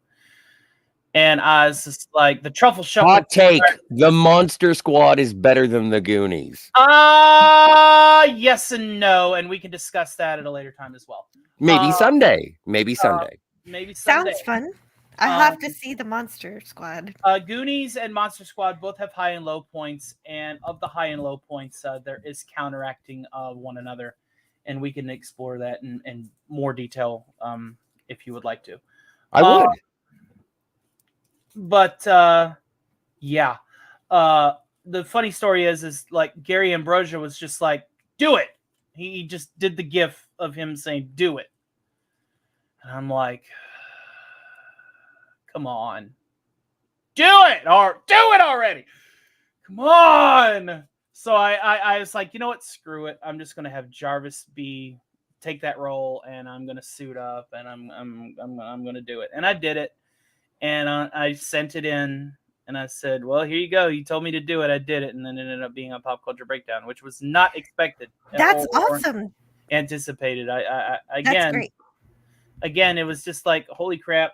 I did a don't think, just do moment, and got me at least in some elements on Pop Culture Breakdown, and made a lot of people laugh. So I was very happy for that. Well, you did the chubby shovel. I did. I was like, well, you know, that's a pretty good Nixon. Mm-hmm. It's great when something you create is shared. So, well done. But and I hope you have a really great day today. I'll be hanging around in the Frolics. I hope to see you guys in the chat over there. Oh, Wes Cagle, thank you so much. Thank you so much. I know the Vox on my helmet is. When you respond to the chat, could you read the chat so I know what's going on? Wes Cagle at 3:04 p.m. Said at me, it was epic. Yes, thank you. Awesome. Sorry. No, that's okay.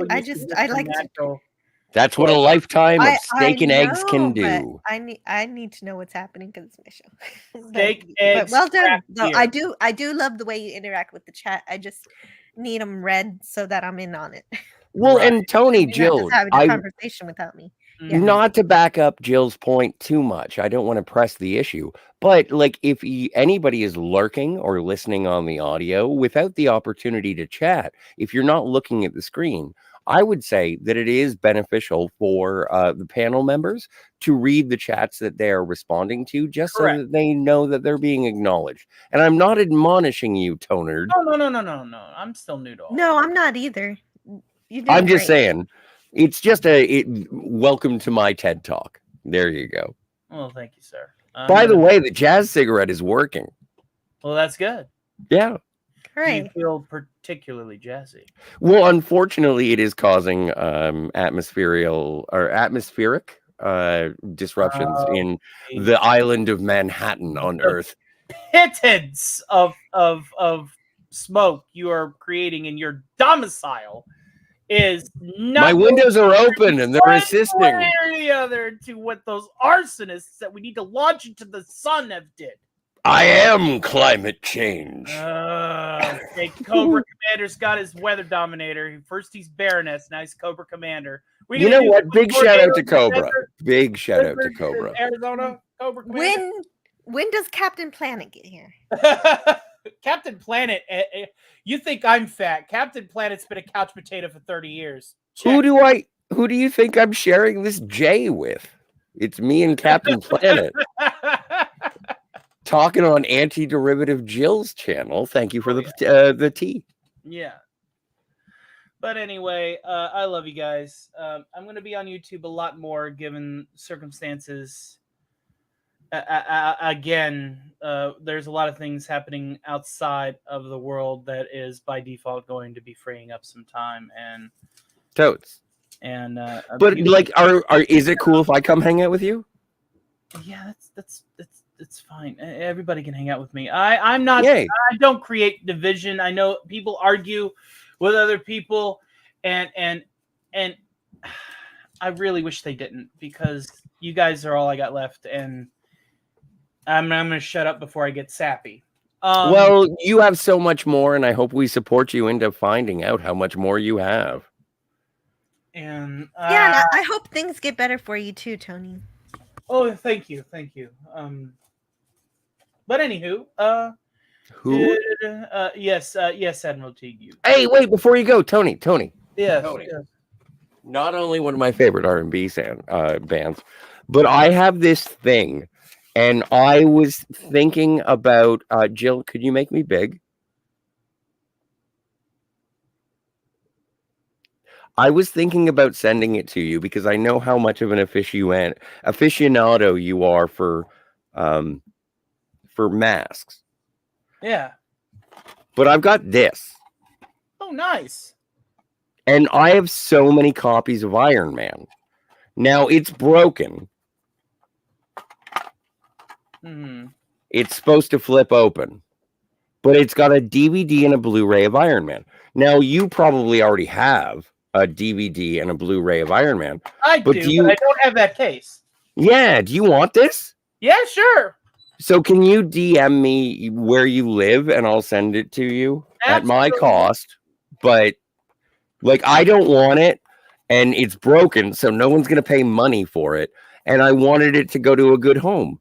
And I'm sure you can do something good with this. Even if you fucking, if you art project this, it would be great. Well, did you see the Fiesta Mark 1 that I did that I still need to try and get to Mike at some point? I did not. The Fiesta Mark 1, a 1-of-1 scale of the Mexican Iron Man helmet, complete with sombrero, lights, mustache, and color scheme. I don't have a way to share it. It's on my Twitter. I think it's... Oh, it's on your Twitter. People can find it there. Well, I mean, there's also a video, like a short video, where I was talking about masks out for Doomcock whenever a particular individual was slandering his character about wearing helmets, and then Fit for Hire and I took up the mantle of saying, no, everybody put on a mask, a helmet, or a hat and support Doomcock for wearing one.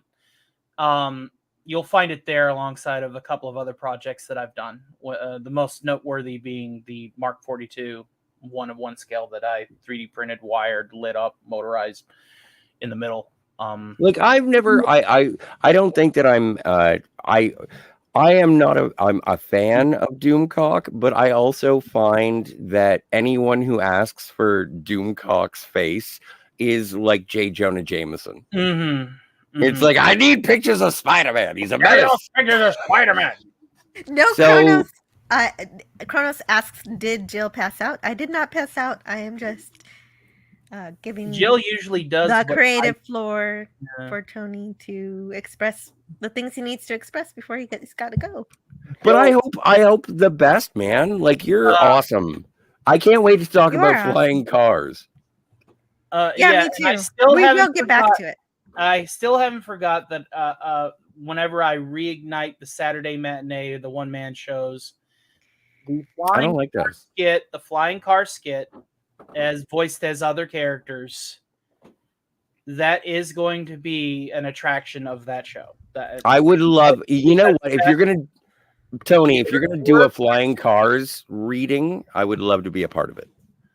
Well, yeah, I think my natural cadence is more akin to Dante, and your natural cadence is more akin to Randall. I think that would be a fun. That is the best compliment I have received all year.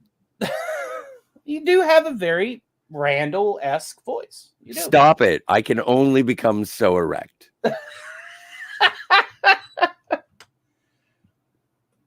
But thank you. That is very nice of you to say.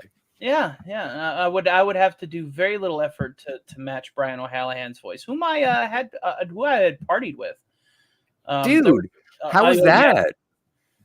Well, that and the entire cast of Clerks outside of Randall, because they still weren't talking. And was Marilyn Gigliotti still? No, Marilyn Gigliotti is still alive. Marilyn Gigliotti was there at the time, yes.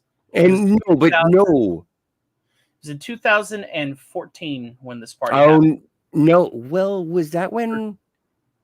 13. No, she had already passed, hadn't she? Maybe that con was further back than I thought, but I do have photographs. Marilyn Gigliotti is alive at this time.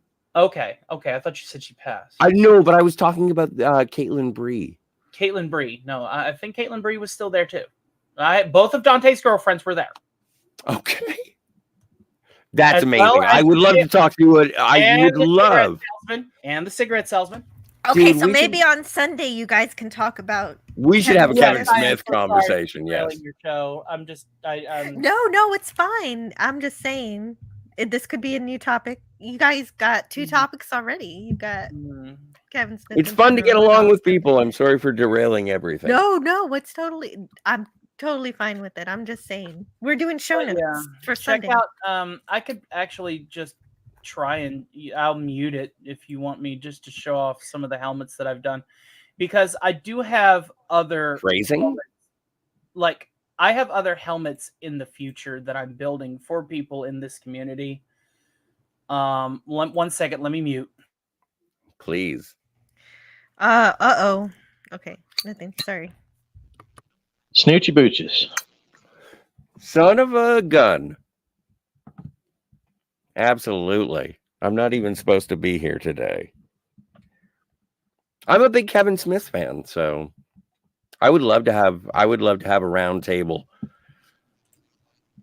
All right, this over here, that's the Fiesta Mark 1.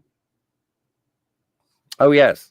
Yes, that's the Fet for Hire helmet that's still in its early stages. I took an old Mando helmet and it's still got its base coat on it, but I'm editing it. As you notice, it doesn't have the comm antenna here.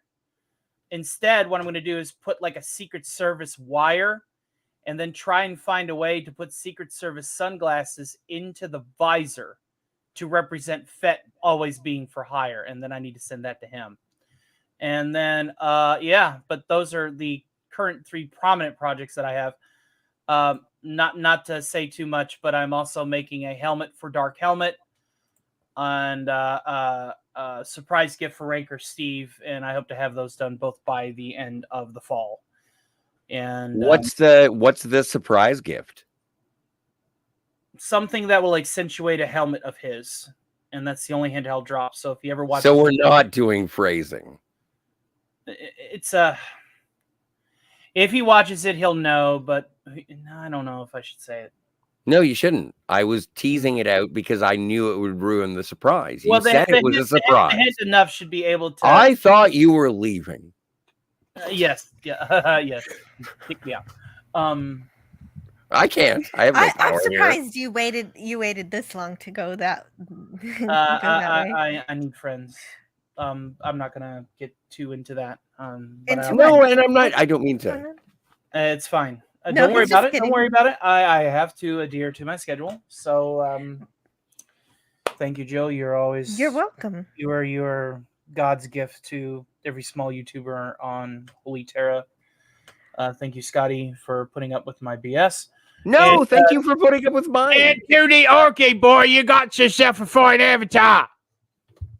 Thank you. I just like to Thank you very provide a good place for people to talk about whatever is going on. And I'm glad that you were able to come here and talk to me about some fun stuff. Mm-hmm. And I hope you come back sometime. You bet. Probably same time next Friday if I'm not working. Which if I am working, I would have to leave a little earlier. We don't know what we're doing. What are we doing next Friday? Tony, I would like you on like every other Friday because probably we're going to be doing something very specific every other Friday. 10-4, Roger copy. But if there's but what are we doing? I don't know. I don't remember yet. You did pinch hit me in for God, my brain's everywhere today. You did bring me in for Oh right, Excalibur. Excalibur. Right. So it does Excalibur and yeah, but you were an expert there. And Spartacus. It was Spartacus and Excalibur. So I mean, I can pinch hit when needed. Oh yeah, you're Spartacus too. Oh, so it just depends on what it is. Well, so what I'll do you? I'll let you know. We don't know yet. Let's not do show notes right here. I don't like doing show notes live. You are as always more thoughtful than I. So yes, let's continue. We'll figure out what's going on next week. But in 2 weeks, I want to hear about the fucking flying car. Yeah, we'll get back to it. We'll cut your foot off, okay? My foot? Yeah, maybe we'll start the show with the science next time and And then backload move the on. UFO. Yeah. Or dedicate a show to science and everybody just bring a point to share. The next UFO better have an alien. No, I got to do UFO every other week. Sorry. Well, Yeah. You know, there was another Expo theme But I'll show wait that till I wanted to start, like a Stark Expo, where it's just, hey, everybody bring a project, and you know, Barf. I'm tumbling things through my head. I'm going a million Well, miles. I like that.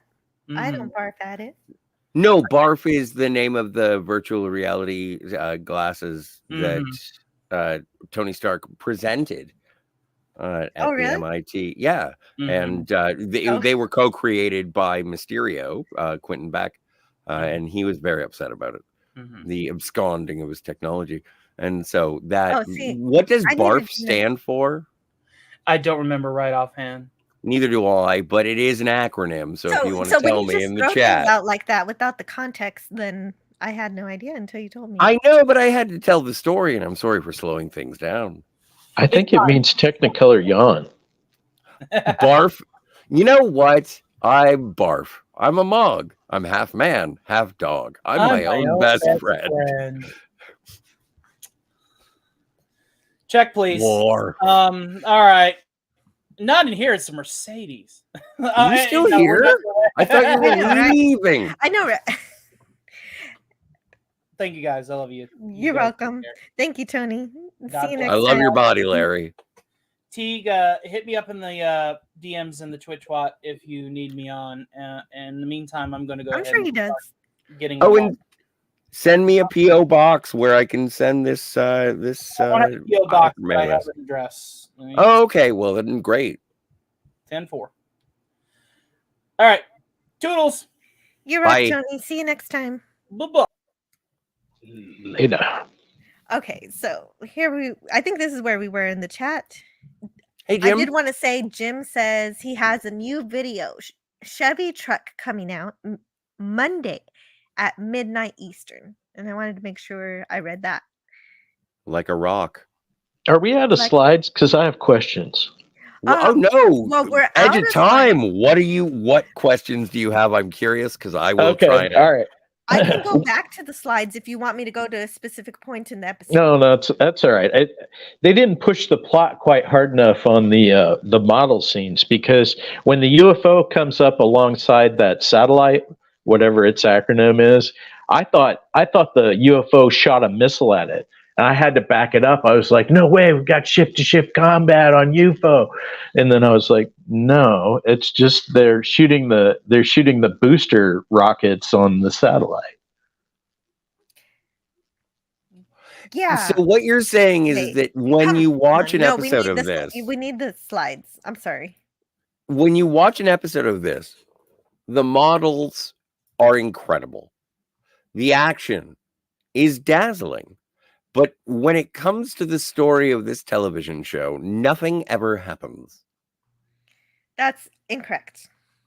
The only time anything has happened in this show that I have seen is that Straker sacrificed his own son. That's the only episode you've watched completely. That is true. That is true. I like how it just leaves it open. It leaves a space for you to think about the thing. It's a whole atmosphere of, it's a cloud of things going on.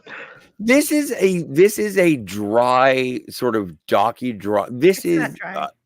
It is so dry. Well, sir, have you watched Man from U.N.C.L.E.? Have you finished your?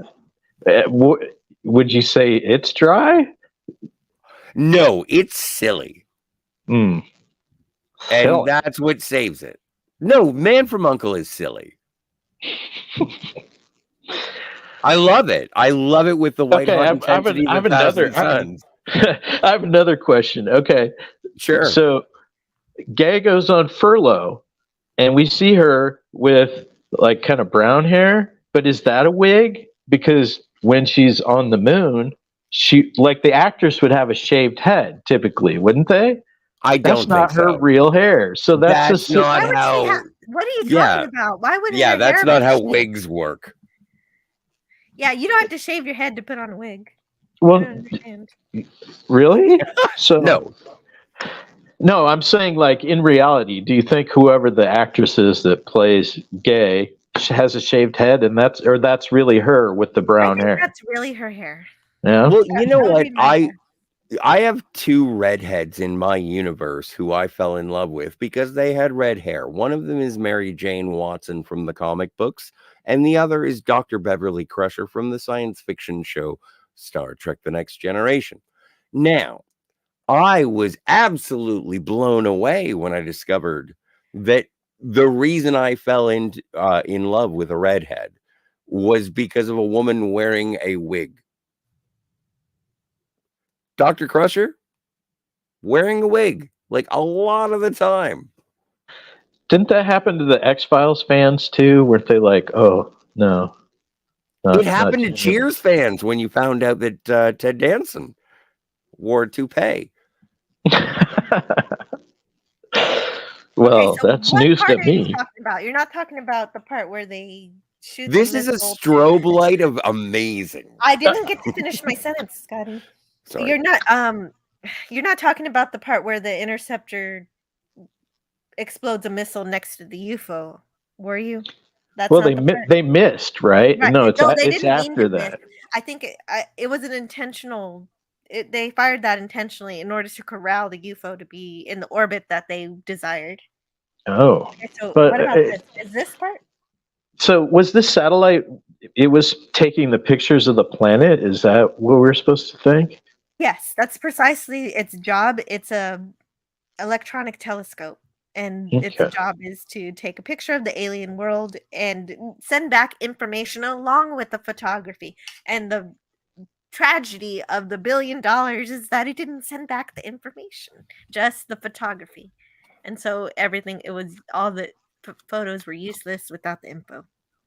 Wow. And so my theory is that Kelly was upset at not getting his $50,000, so maybe he sabotaged the telescope, in which case he needs to be found out. And we never know we never know why we don't get that information. Subplot. Yeah, there's a lot of causes without effects going on here. Like you said earlier, what happened? And anyway. Yeah. Otherwise, I really love this episode. For the Yeah, I think it has a beginning, it has a good middle, it has a good end. It does. It's well And that's done. something we're missing a whole lot of today. We're missing things that have a beginning, a middle, and end. And I wanted to like the Spider-Man. I just watched the Spider-Man. I liked it, and then Which it had a one? beginning, it had a middle. It didn't have a freaking end. Oh, you saw Across the Spider-Verse. Yeah. Oh no. Oh, I want you to tell me about that. No, that's it. That's my story. Okay, great. It had a beginning, it had a middle. It was good. It was a good And then beginning. it was, was just like, what's going on? To be continued. So what? Have some anticipation in your life. No, I don't want to. I wanted. Why not? Why are you so? Something encapsulated. I want it now. You sound like Veruca Salt. I want it. I want the Oompa Loompa now. I do. And if I don't get it, I'm just going to turn into this big, giant blue. You're a bad egg. Blueberry or something. Oh, okay. The other one.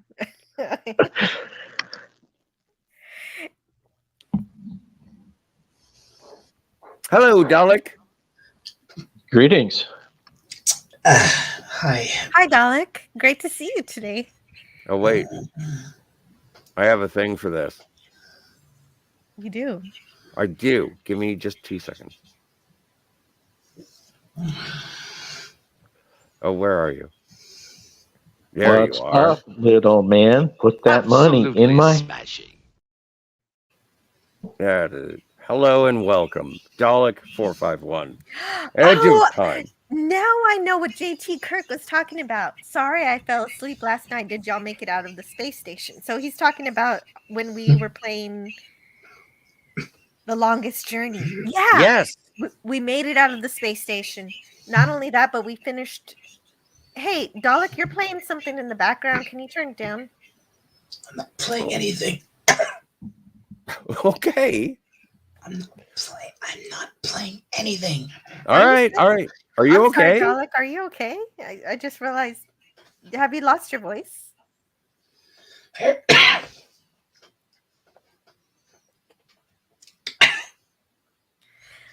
Well, I've been there. We finished the game. Yes. It was great. It was a lot. It was great. It was really, really good. We thought, like, spoilers for The Longest Journey. There's no spoilers for The Longest Journey. Go ahead. It was all a dream. No, not at all. Not at all. No. It was a tale of long gone by.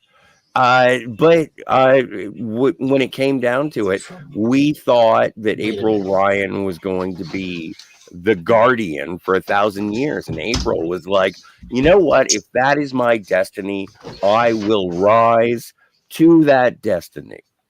And then it was found out April Ryan was not intended to be the guardian.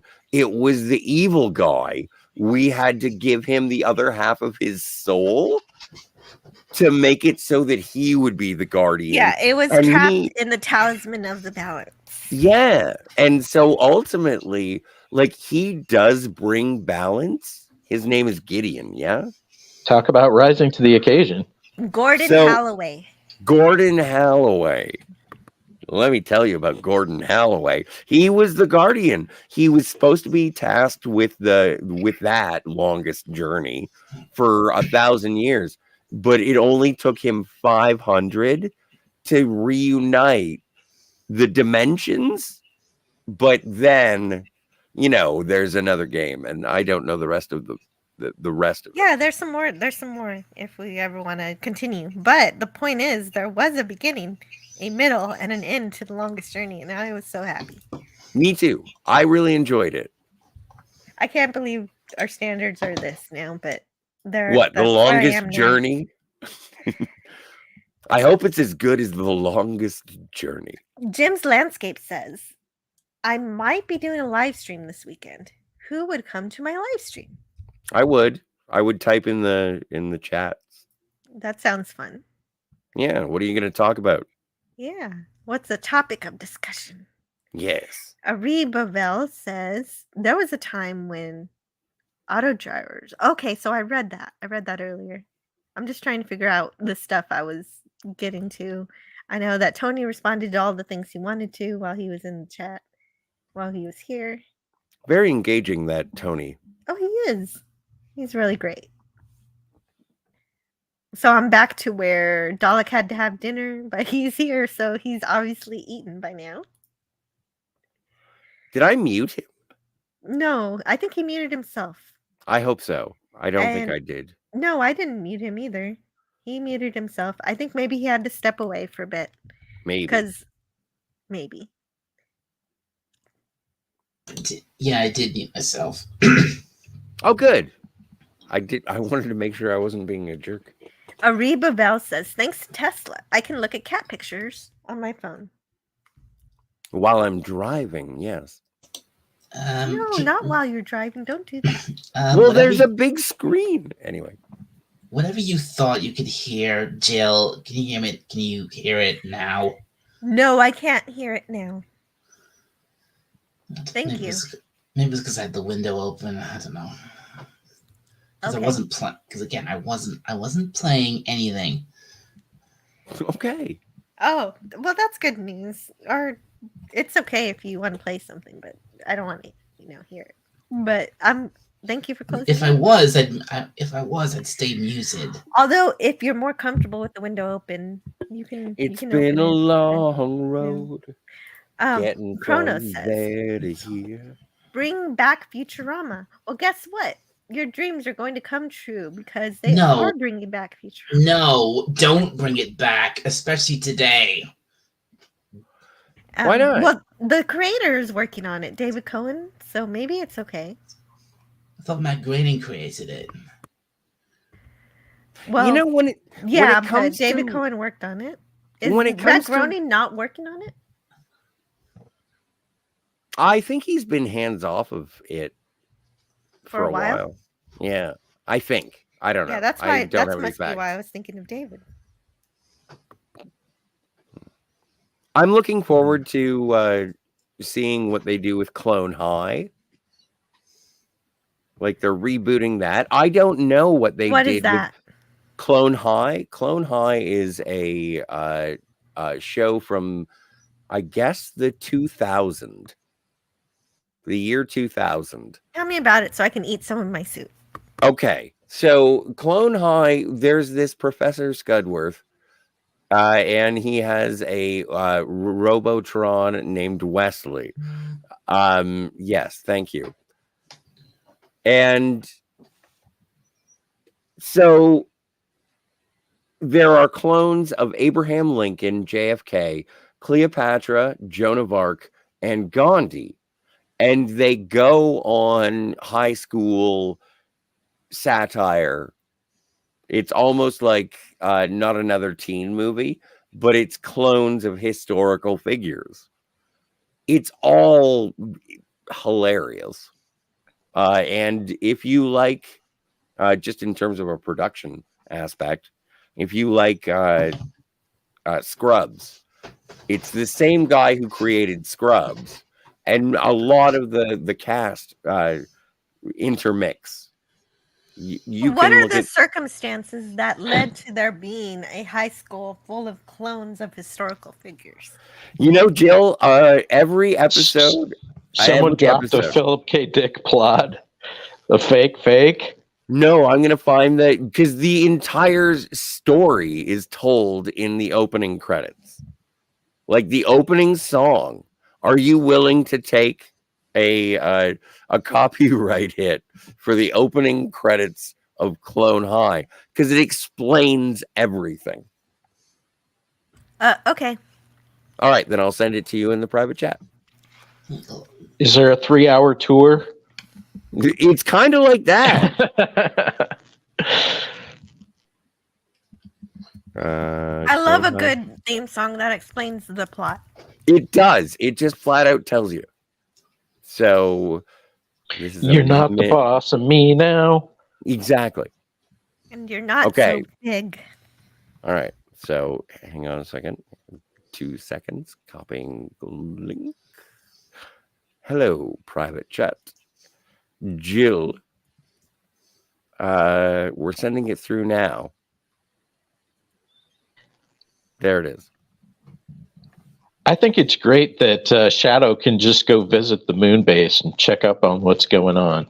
I can't think of another show where they do that. They usually have separate roles where they're like, one's on Earth and he's behind the console, and the other one's, they go to the moon all the time. They're just like, yeah, let's go to the moon.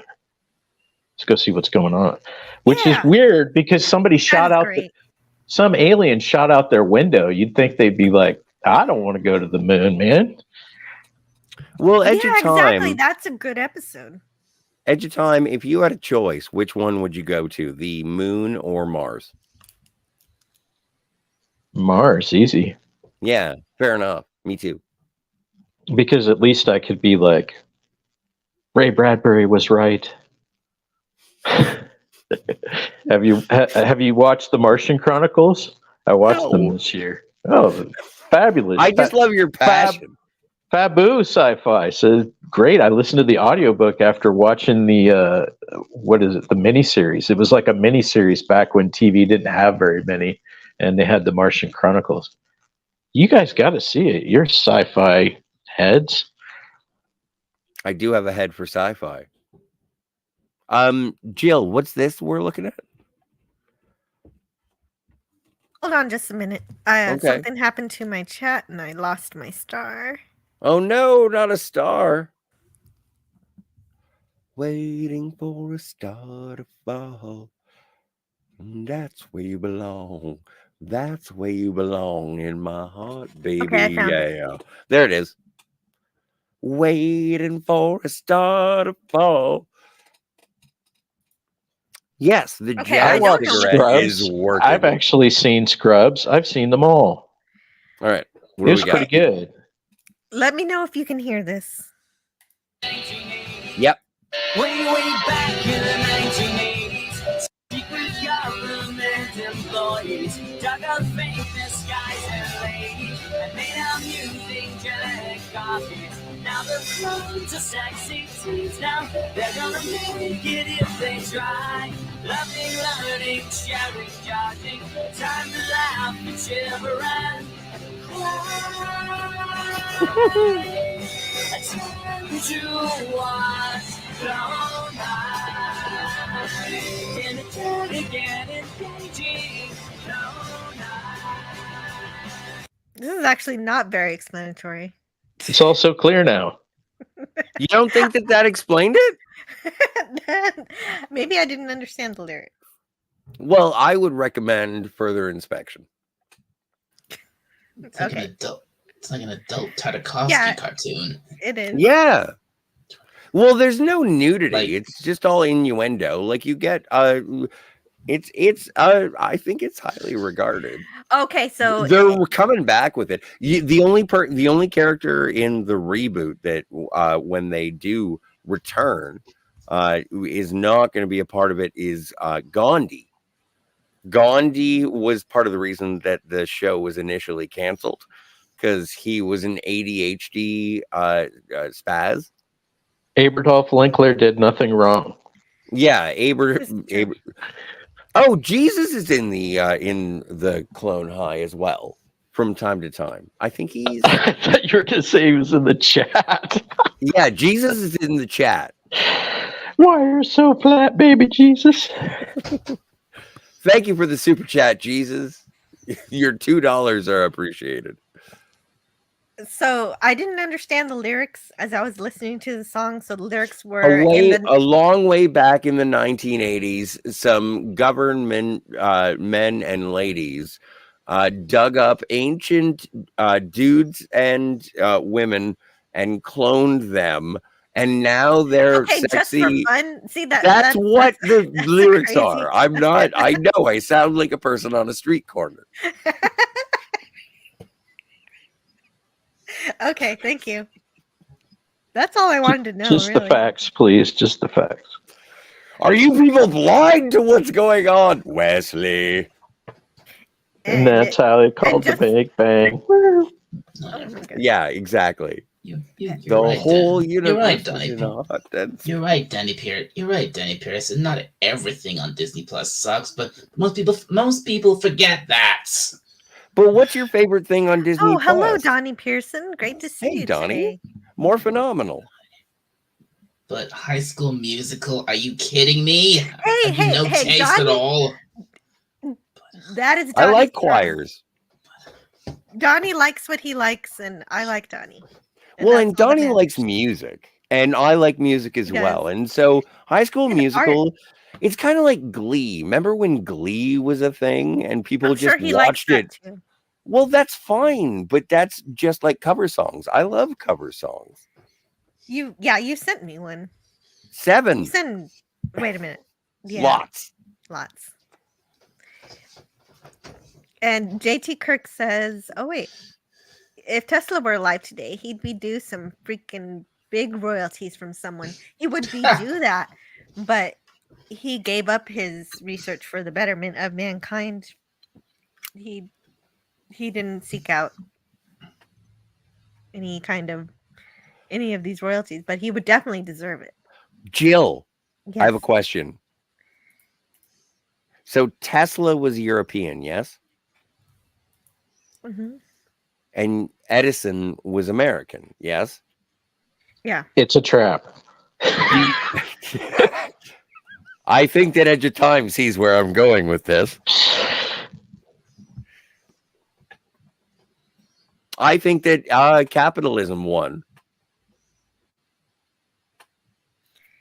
Well, yeah, because they had to measure whatever it is. What do you mean won? They wanted to be able to measure how much electricity to charge people, so they picked like 60 watts or whatever, when Tesla actually made something that ran at a much more optimum frequency. Like this persists today, this sort of the wiring scheme, like it comes out of the poles.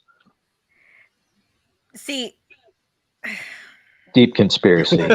Edison may have won like as a businessman, but Tesla was the better scientist who came up with the alternate current. Yes. and his desire to. Edison was a jerk. I rest my case, Your Honor. Edison was a b-hole. Hey, but just because he was a jerk, I'm not saying he didn't have important contributions to science through the fact that he took the ideas from the people who worked for him to make stuff. And that stuff was good. But what wasn't good was when he electrocuted elephants just to make it seem like everybody should only be using direct current. I electrocuted an elephant just like 14 days ago. Tesla's just like a reputation. What did he actually do that we can name? Can we say he invented the light bulb or something? I saw besides the Tesla coil. Besides, he made teleportation besides possible. the alternating currents. Yeah, he's just a cult of personality, right? Well, no, Tesla did create sort of ambient, sort of safe ambient electric charging. And yeah, that's the alternating current. Yeah. What more do you want? It's like that's the biggest thing that we use. I want it free because Tesla wanted it free. That's what I want. He did. He wanted it to be able to travel through the air. Yes. Can you imagine how much faster we would progress if we just had like infinite energy? I think that's one of the cornerstones of Star Trek is the assumption that they have like infinite power. No, I know, but every time they never did. Don't forget the Fallout universe before the bombs dropped. They had infinite energy. Infinite energy does not solve problems. Well, no, Fallout was a weird universe where everything was using atomic power somehow. Right, but it was infinite. Are they colonists, or is it colonialism in space? Because it's not a utopia. Which one? Star Trek's not a utopia. They run into problems all the time. Oh, I disagree. I believe that Star Trek is a utopia, and the ground zero, if you don't mind the nomenclature, of the prosperity and peace of what humans can be starts on Earth, because it's a human idea and it spreads from there. Do I make myself a Terran supremacist? Oh, part of the thing is that I want to hang out with Vulcans. Part of the utopia of Star Trek is the attempt at it, and not necessarily that they're always successful at it. They try. One of my best friends is so into Klingons. Like, I appreciate that. I think that there is a utopia in Star Trek that includes, I don't know, stereotypical representations of different cultures from a North American perspective, right? Star Trek is an American franchise. Mm-hmm. And I think it has a perspective from there, from its origins of... Am I speaking tales out of school? No, I'm just waiting for a point that I can. You know what? Well, I was just looking at the cornerstones. Like, okay, you've got transporters, right? You give me that one. You've got whatever the food making machine is. Replicator. All right. So they have. I wouldn't say they have unlimited power in the sense that the Beyonder is like a godlike creature, but they have like, I mean, it's just a plot point that there's always something wrong with the ship. I mean, wouldn't you have to have yes, you're right. That's true. That does happen. Something has to break down in order for something interesting to happen because the technology is so advanced that sometimes the transporters have to go down so that the crew is stuck on the planet for some reason. Yeah. But Mirror is a tour de force from start to finish. So you know, once you accept the premise, it's a good trip. Exactly. Once you accept the premise. Well, and that's something that I have to give myself over to when I'm watching, say, Lower Decks, and I'm just like, all right, fine. and it's just fun. That's just Saturday Night Live parody. Yeah, that's exactly. But when I watch Mirror Mirror, if it's just for fun and profit, then I'm like, okay, fine. Okay. Like it is the same sort of wait a minute. bubblegum. I think Dalek had something to say. He does. Did Dalek have something? Thank you, Jill. Yes, I did have something to say. As far as I'm concerned, the Mirror Mirror is just the fact it's an alternate it's pretty much the progenitor of the whole alternate universe concept throughout all of fiction, and that alone makes it a great episode. Never mind how Kirk and the crew end up in that universe. Who cares about that? The more interesting aspect is the alternate universe itself. And that makes a lot of sense. Unfortunately, the first time Star Trek went into an alternate universe, it was the worst episode of Star Trek. It was but what of Lazarus? It was the alternative factor. But But Mirror Mirror was the first good alternate universe Star Trek episode. Wait, what? Mirror Mirror wasn't the first to. Oh, I'm mistaken. No, Lazarus. No, it's okay. We're supposed to forget about alternative factor. You're okay. And I just remembered what the whole reason I wanted to come up here in the first place. Oh, but that makes sense though, because the reason why you remember it that way, not because it was exactly the first, but because it was the most influential in encouraging other stories to create other universes. Well, yeah. Maybe it's not the first episode or first story to do an alternate universe, but it's the one that really cemented the idea in the people's consciousness in public.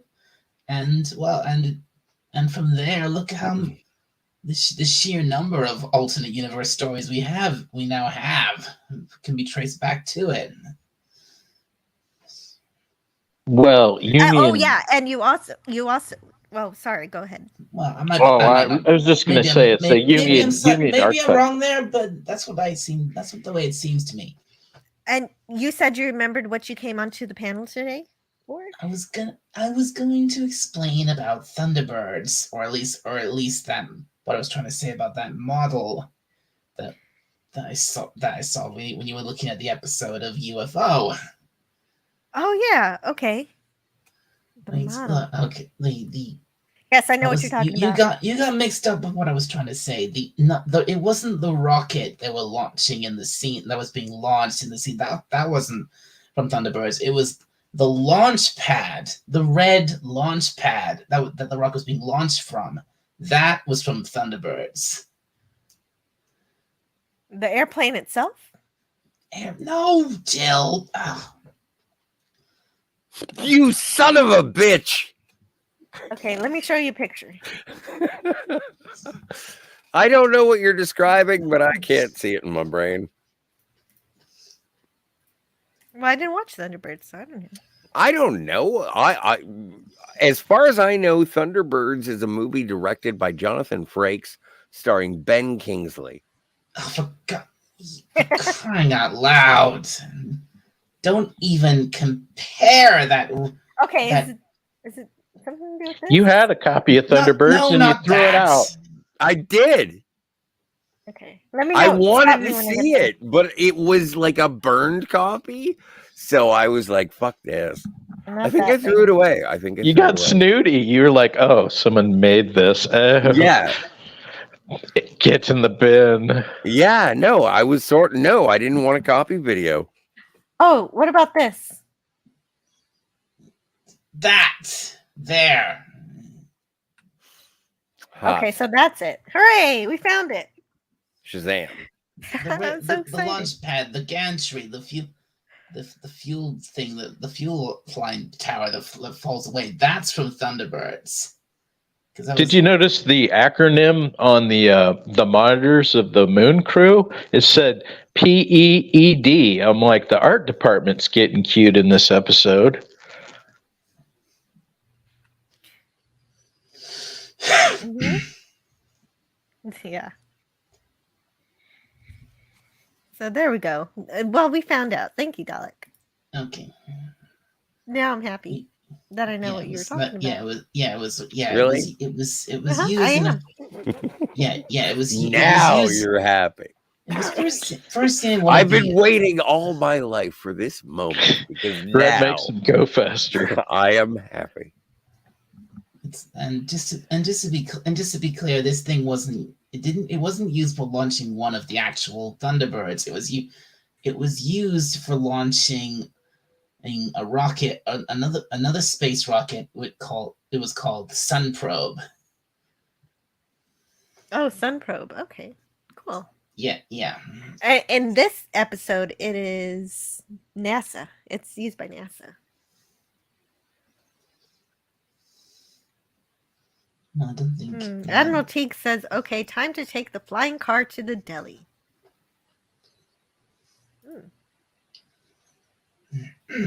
Oh yeah, that was back when we were talking about flying cars in this live stream. We didn't ever talk about. Donnie came from Midnight's Edge. Hey, that's great. Oh, nice. What's the original? But let me let me tell you now. Seriously, go and watch the original Thunderbirds. You will see how good you will have a good time. I would rather watch Team America. I already saw Team America. So that. I'm okay with watching some Thunderbirds at some point.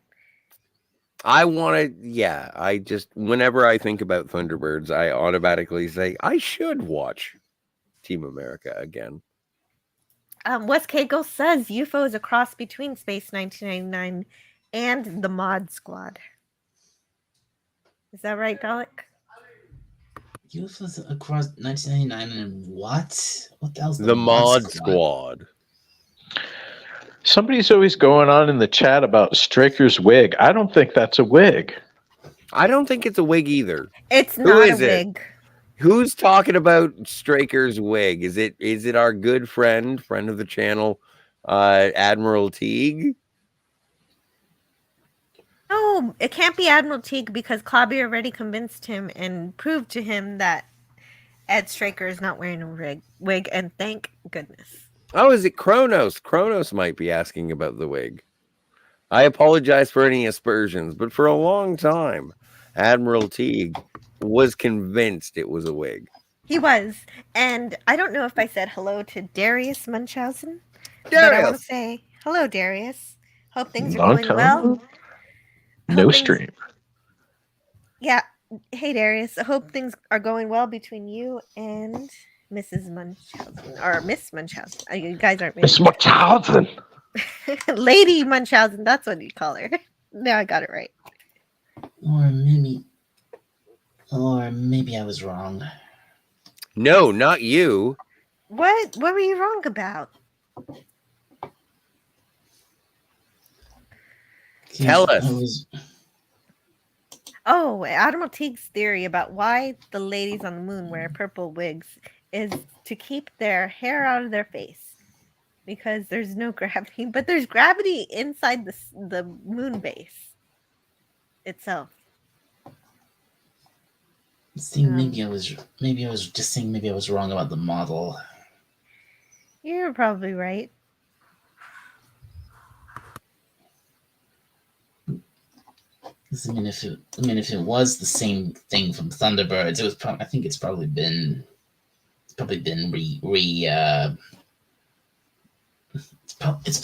redone and repainted and to look, so it's still the same thing, kind of the same thing, but it looks very different to what it was in Thunderbirds. Part of the city. Sorry, I'm going on about this.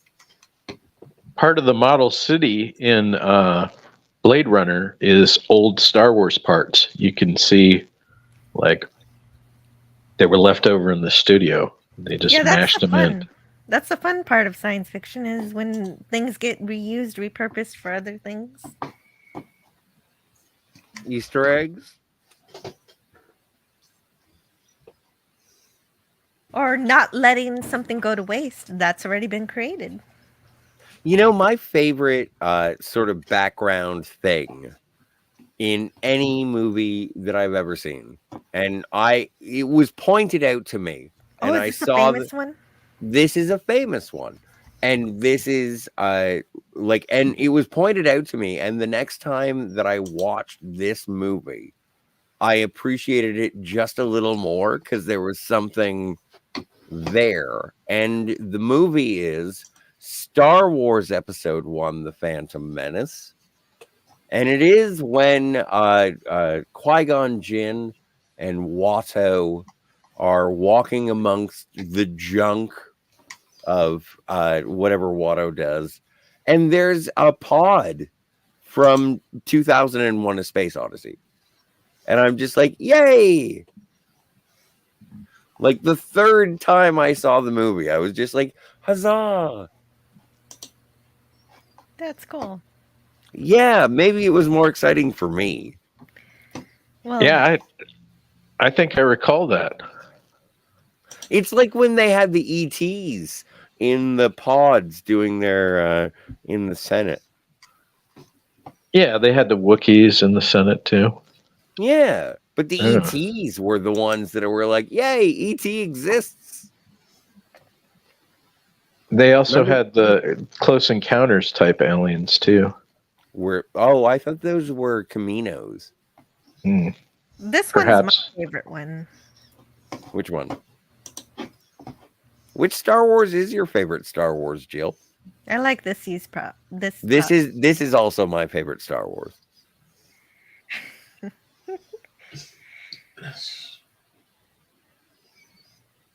Yes. Do you have a favorite Star Wars? No. It just I like the original Empire. trilogy. I'm good with that. Of course, Kronos. The Daleks are the number one baddie in the Doctor Who universe. Wes Cagle says at Scotty R37, really? I never noticed the pod Easter egg in episode 1. Cool. Yeah, if you have a picture, Scotty, I'll share it. Is that broccoli? Yes, I put up a picture of broccoli, even though I was talking about the prop that was with the broccoli. But yes, broccoli was there. It was puffed wheat. You are mistaken. Yes, if you zoom in or zoom out, you see the true picture. Mark Harkness says, ironically, in Stone Trek, they use the 2001 pad in a pod race. Dr. Raki wins a huge load of cash, betting against his captain. He was secretly in cahoots with Sugar Bear. And who was the puffed frog? What was the frog's guy? Honey cereal Smacks? frog. Oh yeah, Sugar Smacks. Yeah. Sugar Smacks. I forget what his name was though. Froggy Smacks. He had a Honey Smacks. It's Honey Smacks. Either way, we are. I don't know his name though. Daryl. Don't you think it's fascinating that there are things in the sky that we don't know what they are, but they've been seen and tracked and cataloged and remarked upon? I think it's weird that the things in the sky that we look at, from their perspective, they're looking at us and they're thinking, I don't understand that. Mark Harkness says the frog's name was Diggum. Diggum! I remember Diggum! I don't know. Yes. Do you have a specific one you want to talk about? What? Which star? I don't know. Whatever Edge of Time is talking about. Do you have a favorite cereal mascot? Little Count Chocula, Blueberry? Like, I am a big fan of Captain Crunch. I'm cuckoo for Cocoa Puffs. Well, yeah, fine. What's his name? Toucan Sam? No, that's Fruit Loops. No, it ends with a Y. It's like Chucky or something. It's June. Everyone should have Fruit Loops this month as their breakfast cereal. You taste the rainbow of flavors. Taste the rainbow. I miss Cookie Crisp cereal. Really? Cookie It's Crisp good. is not Cookie Crisp. cereal. Cookie Crisp was just a way to put cookies into a bowl and make you. You know what? We know you like cookies. Look, I was 12. This was good for me. We've tried to make you have milk and cookies, but you won't drink the milk. So here's what we'll do for you. What we're going to do is make the cookies really small. We're going to put them in a bowl. We're going to pour milk all over them, and we're going to give you a spoon. Will you please drink the milk? And then I said it worked. yes. It worked. Yes. I think Cocoa Puffs was over promising and under delivering. They're like, you eat this stuff, man, you are going to go. This sugar will send you cuckoo. You will be nuts. I was never a fan of chocolate cereals because chocolate cereals tended, they broke down quicker to make the milk taste like chocolate milk. It was like a sort of a chocolate slurry runoff. Exactly. It was so gross and disgusting. And so I stayed away. It's the Exxon Valdez of the breakfast bowl. This is just what happens when no Fruity Pebbles. Thank you.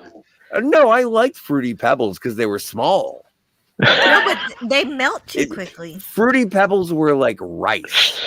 Yeah, they get all soggy and sludgy. That's why you had to eat them fast.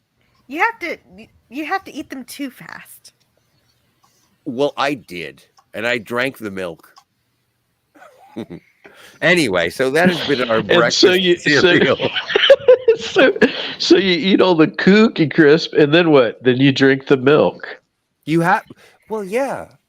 Wes Cagle says the bird from Cocoa Puffs was Sunny. Yeah, thank you, Wes Cagle. And Chrono says, I like bacon, eggs, hash brown, a bit of toast, sauteed mushrooms, real food. Real food, yes. That's good. And I want my coffee and I want my cigarette. You all can have the gruel. I will. Thank you. As long as it's not. Can I have some more? Green. Lisa, we have some more. So yeah. Yeah. Oh, I did want to announce something, Jill, if it's not too much trouble. No, go for it. Okay. So I did finally watch Pretty Maids all in a row. Right. You did. So I am going to be releasing a video about Pretty Maids all in a video. Hey, that sounds great. Wow. That's a great name for the video too. I don't know if this film is buried by the Roddenberry vault, but it's embarrassing. Probably. And I think it's hilarious. I think it's one of the funniest movies I've seen in a long time. Well, I hope you have fun talking about it. I will. There's so much So nipples. You're going to do a pre-recorded video? Yeah, I'm hoping to edit something together. Yes. I don't think I can do it live. No. It's no Citizen Kane. I don't know. I can't wait. But speaking of it's not. things you're going to work on for your channel, I do want to bring this stream to a close so I can go do things in life and stuff. Because I've heard that the third dimension I've is got these pleasurable. people in this house and they like to spend time with me and stuff. So I got to go do that. All right, great. Thanks for having me. Nothing to show. You're welcome. And okay, nothing for you. After this, it's starting to make me think maybe at some point I should do a stream talking about Thunderbirds. You should. Totes. Because why I'm not? not going to watch it anytime soon. Captain Infinity says, "What's the The- top Which, not- grossing?" wait, hang on, wait. which for me is a real shame because that was one of my favorite shows as a kid. It is on my list. I just don't know when I'm getting to it.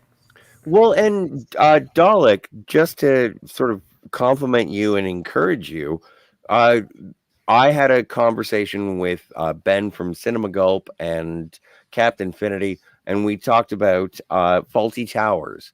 And one of the reasons that Ben wanted to do it was because no one was talking about it. So capitalize on something. And I don't mean capitalize, but attract an audience from people who are curious about what you want to talk about. Yeah, that's a great idea because that was a really great video. I love the Faulty Towers video by Cinema Gulp. Everybody should subscribe to Cinema Gulp. For some reason, YouTube stole 10 of their subscribers, so they need like 11. Heck, maybe I should do a Or series 20. of streams talking about each of Jerry Anderson's Super Marionation shows. Yes. Yeah. Well, and you know what? I still have to check out the Gary's mod. So I should stream that again too. And Wes Cagle says "Pretty Maids All in a Row" is a great Eagles song. Okay. Wes Cagle. Watch Pretty Maids All in a Row. Like, it's a very strange movie. Chronos says, "Are Daleks?" Oh, no. Actually, I'm not going to read that. No, but Daleks are like French ticklers with the little balls. Oh no. Okay, now I have to read it, so it makes sense compared to the weird thing Scotty just said. Are Daleks? What? That's a thing. Awkward. I myself am an oatmeal person, says Donnie Pearson. Oatmeal's good, but I don't need like a oatmeal. lot of sugar and cinnamon. Of course, and it's dry and it gets everywhere. It's not supposed to be dry. You're doing it wrong. I like I like those chocolate cereals.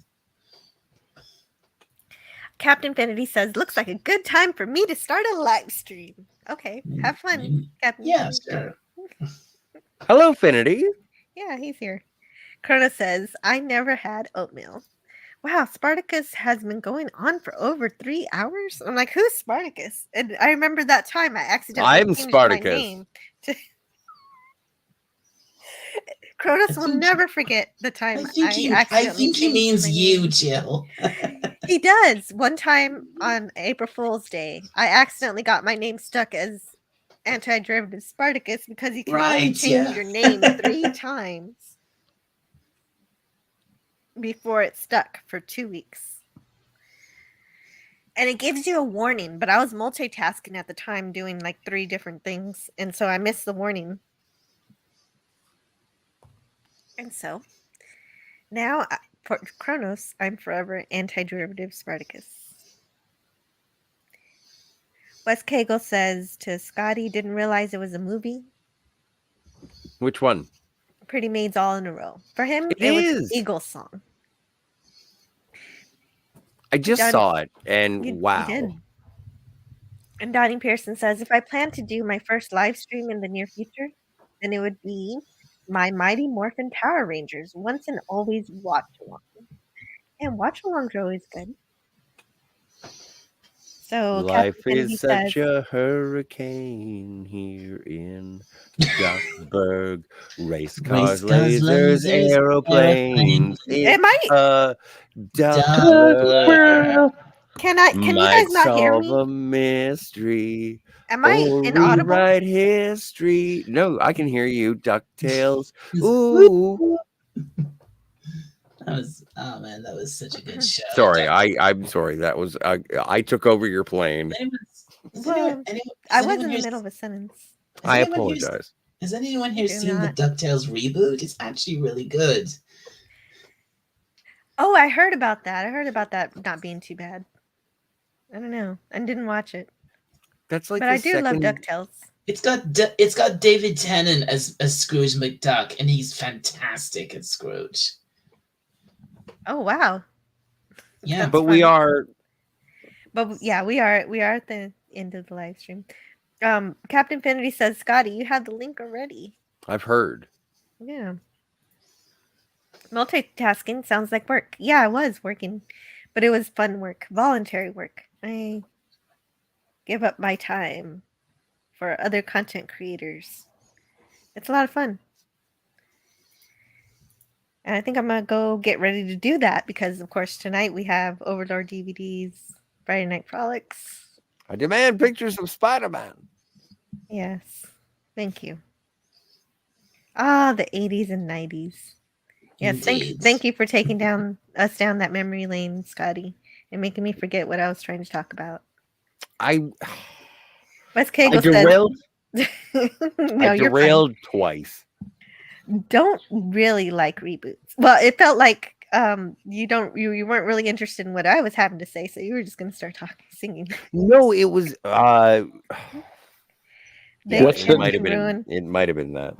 What's the next episode of Trek again? Oh, the next episode of Star Trek that I'm going to watch is The Deadly Years. Mm-hmm. Old man with what's it called? Dementia. Donnie Pearson says, I must be honest, not all reboots are created equal. And Tailspin was a thing. Yeah, I love Tailspin. Yeah, Tailspin was awesome. Tailspin was really fun. And Captain Infinity says Battlestar Galactica was better.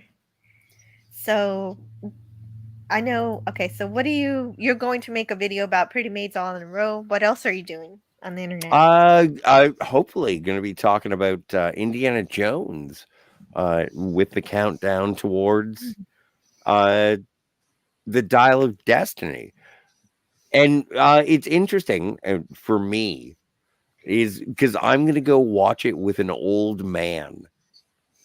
Like, I'm not an old man, but I'm going to go see it with an old man. And I'm going to be like, hey, remember when you introduced this character to me and you thought he was kick-ass? Well, now, how do you feel about watching him when he's an old man? And you yourself are also an old man. So I'm going to watch it through the eyes of an old man. Okay. And then we'll get to hear about it. Yeah. Hopefully the Tribulations or something. I missed the Tribulation. It's going to be a review. It's going to be a review. Okay, fine. Okay. Well, like UFO taught us, it's all a matter of perspective. That's true. That's true. You do want to do more edited content, so I can't wait to see what you make. Great. Thank you. You're welcome. Also, subscribe to Cinema Gulp. Yeah, not your channel, not the Phantasmagorium. Which one? The Phantasmagorium? Yes, the Phantasmagorium? Yeah, no, it's great too. Mm-hmm. It is. Sorry. For what? Impishness. Don't be. Dalek, hey Dalek, what are you going to do? I think you already told me, but tell me again. I forgot. I don't know. Well, I did. Well, no, I did say it, but I've only just thought of this on the spot. Yeah, but Thunderbirds. Yeah, I'm not quite sure when I'll do it, but yeah, I think that should be a topic of one of my upcoming streams. It should be Thunderbirds. Yeah, the original Thunderbirds, to be precise. Right, not the movie. I'm not touching the 2004 the god awful 2004 movie. I'm not touching the 2015 reboot series. I'm not touching any of that. I didn't even know about that. Just the original Thunderbirds. Cool. That sounds great. I can't wait. And Edge of Time said he didn't have something. So, and of course, I have the Deadly Years on Tuesday and another show on Friday, but we don't know what we're going to do on Friday. Quantum Leap on the Phantasmagorium on Thursday. Hopefully with Twin Flicks. And then also on Monday, I do a review with... usually I'll do a review with Pop Culture Curator for Lost in Space on Mondays, but I think that's canceled or postponed. On hiatus. Another thing I might soon do is also...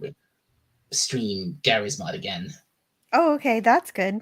And so Pop Culture Curator shows are postponed for a while, but I think he will do a rumblings from the lab at some point to get us caught up with what's going on in his life. So make sure to be subscribed to his channel. Check that out. And so, yeah, definitely. Dalek does some gaming. Oh, yeah, I do gaming too. So we're going to start. We finished The Longest Journey, Scotty and I, this week. So the next game we're going to do is going to be Space Quest. Yeah. It's going to be, I think it's going to be a really quick game. That'll be good. That'll be fun. So what do we do after Space Quest? Do you know? I don't know. It's up to you because this was mine. So you finished the game you were playing and now you're moving on to a new one? Yeah, yes. That's the idea. Oh, great. Calto. And hello, Comic Relief Crusader. Right. I'm realizing that there are some new people here in the chat. Before I go, I'll see what's going on there. I'm not sure where I am. And Kronos likes Disney shows. I'm sure, of course, Donnie Pearson does too. And Kronos mentioned Smurfs. Yeah. And Kronos misses being a real kid, not just a kid at heart. Aw. And Wes Cagle says Starbuck isn't a chick. That's all I have to say about that. But she does a good job. Kronos says tribbles are the devil. That is an accurate representation. Starbuck is not a chick. She's a woman. Is this show wrapping up or carrying on? No, it's wrapping up. Hey, I will end my show when I feel like it. Wes Cagle says the Buck Rogers theme suspension, Kip Leonard, was a great song.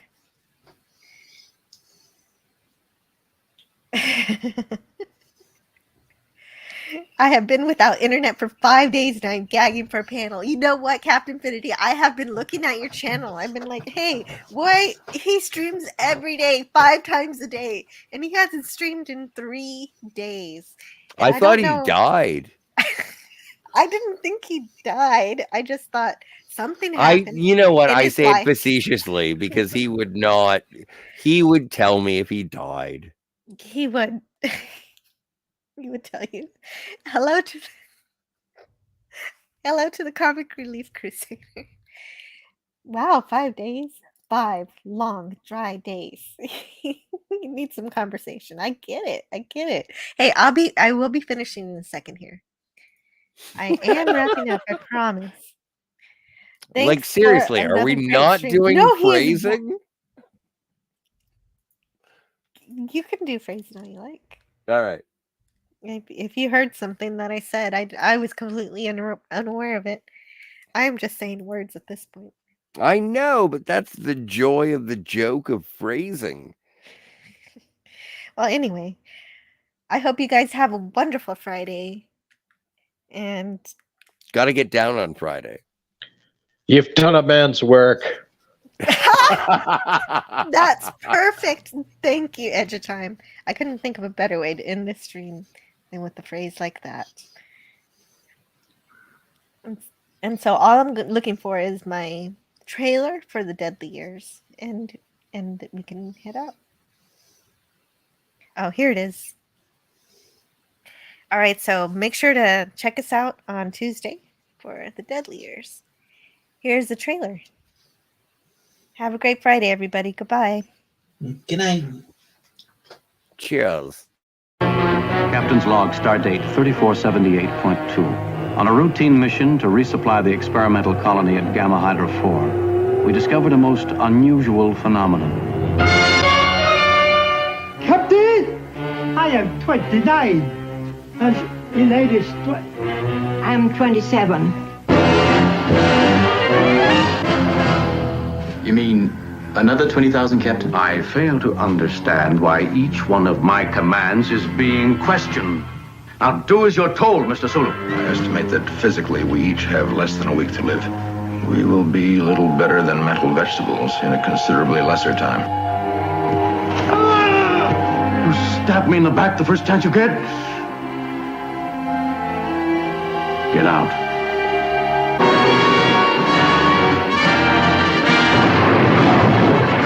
Commodore. I've grown weary of discussion and argument.